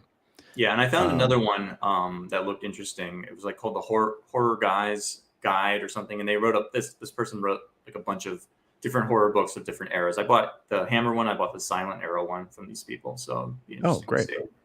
That would be a fun show. Yeah, and I bought the Hammer Blu-ray. It's like a Sony compilation of like 20 films or something like that. Oh, really? I don't have most of them. Yeah, it was interesting. I think it's out of print, but I bought it like secondhand. I have a lot of the Shout Factory ones. Oh, see, those are so good. They most of those are on the Universal Blu-ray and DVD set. That there's like a red. So I've got the Hammer Horror Collection here pulled up on Amazon. 8-film collection. What do we got in there? Brides of Dracula, Curse of the Werewolf. I've got that. Night Creatures, Phantom of the Opera, Paranoiac, The Kiss of the Vampire, Nightmare and Evil of Frankenstein. That's the red case, right? Yeah. That's the one Universal. Those are all the ones Universal owns the rights to. Okay. Oh, I'm seeing this Hammer Film 20-film set Ultimate Collection out of print. Yeah. That's the one I just bought today. Ooh. Hammer Films Ultimate Collection. It's got 20 movies. And then what would you want to? Oh, I don't know. I can whatever. I mean, I was thinking for the at least the first one, do like the major classics, like of the 4 main monsters, and then start diverting into the more obscure stuff, like Horror of Dracula, Curse of Frankenstein, The Mummy, and Curse of the Werewolf. Oh, we got to branch out to we got to get Devil Rides Out, Captain Kronos, Vampire Hunter, Mummy's Shroud, Rasputin, the Mad Monk. Quatermass Experiment. Quatermass. I have not seen Quatermass. I know I should definitely see that. Dr. Jekyll and Sister Hyde. A Sherlock Holmes one, The Hound of the Baskervilles. Doctor what? You don't know what I'm talking about? No, what's it called? Sister Hyde. Dr. Jekyll and Sister Hyde. Is it like a black thing? No, it's like he changes genders. Oh, he does. Yeah. Well, wait. Oh, it looks kind of cool. They look the same. I was watching The Devils last night. Have you ever seen The Devils? No, that's one of theirs. Dude. What's up? One of what? That's one of Hammer's? No. It's a Ken Russell movie with Oliver Reed. Oh, no. It's incredible. One of the best horror films I've ever seen. It's so good. Better than The Manitou? Yeah. The Manitou, we might have to do a separate show on The Manitou. I mean, I didn't even know what it was when I bought it. It's an Exorcist ripoff. When I read the description on the back when I got it, I was like, "Oh, what surgeons thought to be a tumor growing on the neck of a patient is actually a fetus growing at an abnormally accelerated rate. But when Karen reaches out to former lover and phony psychic Harry Erskine, played by Tony Curtis, she discovers that she is possessed by the reincarnation of a 400-year-old Native American demon. See, now you spoiled it, because when they started throwing all the Native American demon shit out, I was like, what? And it's it starts in one place and it ends in another place, and you'll be wow, I can't believe Tony Curtis had to, sink this low. Late stage career, Same director as Grizzly. It's reminds me of that James Wan movie that just came out like 2 years ago. Can't remember the name of it, where it's like the evil Siamese twin was conjoined on the back of the head. Oh, really? Oh man, I can't remember the name of it. It was on. I watched it when it was on HBO Max. Let me see. Malignant. That's it. I didn't see that. I heard it was good though. Oh no, that's trash. Oh, it is. Yeah, it's like he's all over the place. Yeah, it's like the same tone as Megan. Megan is. Did he come back for Aquaman 2? Oh, he did. Yeah. That's gonna be a disaster. Is it though? Ben Affleck is in it. What? Oh, is he playing Batman? Come on, really? It doesn't say it on Wikipedia, but he came up on Google. That's part of the cast. I have to say, Blue Beetle was not as bad as I thought it was going to be. I didn't particularly like it. My friend who I went with absolutely loved it. He loved this movie. I was like, if this was 2009, 2010, this probably would have been the best superhero movie of all time. But now I'm like, this was pretty standard fare. Seen too many origins. And then you like this movie? 3 into 2 won't go. What? Okay. 3 into 2 won't go. I was reading that. I was like, what's so complicated? Courtney's still here. That's our one fan watching all our shit. What's so complicated? It's 3 into 2 won't go. Courtney's still here. Courtney, what did you think? Are you going to watch any of these superhero TV movies after our reviews here? Are you interested in Captain America? I got to tell you, I probably had the most. I enjoyed my Captain America 1 and 2 viewing experiences the most. I don't know what it is. I can't explain it. I can't put my finger on it. They're so bad they're good. They're so bad they're good. Yeah.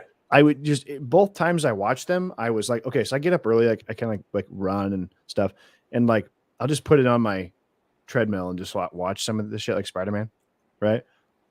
But with Captain America, I was like hanging out, just having a few beers like on Friday night. And I'm like, okay, just I'm like, okay, I'm here. I get it. Like, I like the window into the 70s.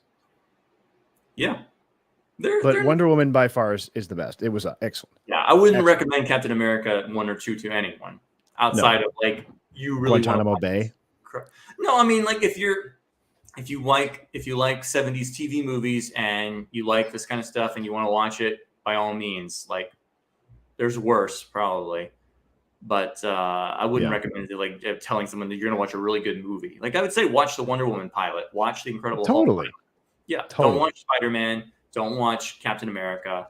Watch an episode of The Incredible Hulk. It's just nice. It's a comfort blanket. It's a good little show. It's cool. Wonder Woman, though, I actually might watch more of that because I really enjoyed the pilot. It was like the first exciting, well-made, really dynamic, fun. They do. It's like Wonder Woman versus Baroness Paula van Gunther. See, that sounds better than like Hypnotist and like a student's trying to make a bomb. One after that is like Faustia, a Nazi Wonder Woman. Amazing.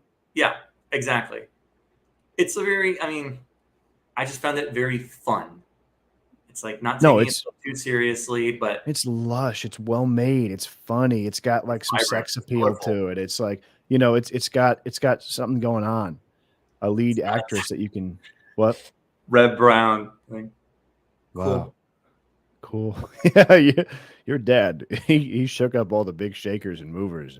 They called him Captain America. I never heard that. Wow. Oh, wow. I don't know, man. That's a pretty good impression of Red Brown, I gotta tell you. I was going to say, what else? Oh, I was going to say, have you ever seen or heard of this movie, Hardcore? Got it on Blu-ray. Love it. Oh, you do? Okay. I figured. Spectacular movie. It looks really, really good. George C. Scott and Little 70s Paul Schrader. Pretty Baby, no. Okay. No, hardcore is excellent. And it along looks with like, really it's like a great like triple feature with like Blue Collar, and Rolling Thunder. I love that late 70s Paul Schrader stuff. It's excellent. George C. Scott's it's a great movie. It's awesome. yeah. You'll like it. Pretty Baby, what is that? Oh, let's see. Keith Carradine is a photographer in 1917, obsessed with the prostitutes in New Orleans' red light district. Brooke Yes. Shields, whose subtlety and depth are astonishing, according to Roger Ebert, is Violet, a 12-year-old girl who bewitches him with her curiosity and naive coquettishness. Interesting choice of words. Coquette, isn't it? I don't know. I think so. Let's see. The level-headed treatment of this controversial theme, sumptuous cinematography, and exceptional performances by the entire cast, especially Susan Sarandon as Violet's mother, make Pretty Baby a must-see for all serious film fans. So it has something to do with photography and prostitution in 1917. Okay, that sounds cool. I saw it in the catalog that I get, which is this. I need to get that catalog. What? I need to get that catalog too. Yeah. Go on their website and sign up for the thing. They get it What's every it month, and there's just weird stuff in there, like that you would Movies never. Unlimited. Movies Unlimited, yeah. For movie buffs since 1978. And there's coupons too, and they send you good deals. Like some of if you buy them on their website, they're a little bit more expensive than buying on Amazon. So you have to pick and choose whether or not it's worth it. Like if you might find something that's like way more expensive, so just like forget it. But sometimes they are discounted, or with the deal they give you, you'll get a better deal. But at least to like find stuff or look for stuff, like you get some good ideas. Like the stuff at the new releases and stuff is pretty good. I'm on their website. I'm seeing a DVD called The Sexual Story of O. What the hell is that? I don't know. That was it's from Severin Films.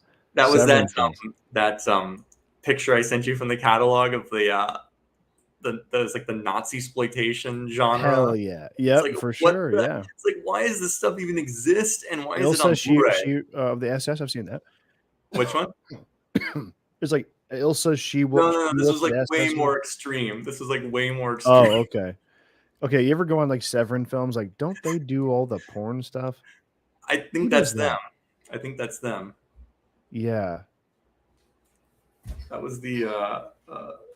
I don't know. It's like sometimes it's like, what's in this catalog? It's like there's all this like borderline erotica stuff, and I'm like, what the hell? Yeah, I'm looking at Severin Films has a ton of that stuff. Like Let My Puppets Come. You ever see that? You ever heard of that? That's a like what the hell? No. 1976. It's on yeah. This always reminds me of when Roger Ebert was on Conan's show back in the day, and he's like, so you used to review porno films, right? Did he really? And he's like, well, technically, because in the 70s, like there were mainstream porno films that were released in theaters, you know? And it's like talking about these types of movies, you know? There were, yeah. Like I'm thinking of Vinegar Syndrome, which like they will have like they're mostly old 70s like porno movies is what they sell. Yeah, there's an okay, Courtney's making fun of us. I gotta get on the mailing list. Yeah, ha. But they had one that was stuff on here. Private House of the SS. The Private House. Suspecting traitors lurk in their midst. Higher-ups in the Nazi party recruit some fetching femmes and train them as prostitutes in the service of the Reich. Brilliant. I mean, I don't know. All right, brother. I gotta wrap it up. It's been fun. Okay. Yeah. So this was a good one. And we'll do Hammer next time. I agree. We'll work out some episodes and we'll do some Hammer. Hopefully, we'll get some reviewers next time. I think we will. That'll be bigger than nobody gives a fuck about Captain America 1977. Captain America. They're missing out. It's the last time we'll ever be talked about. All right. Yeah. Have a good one. All right, brother. I'll see you around. Thanks a lot. I'm going to end the stream.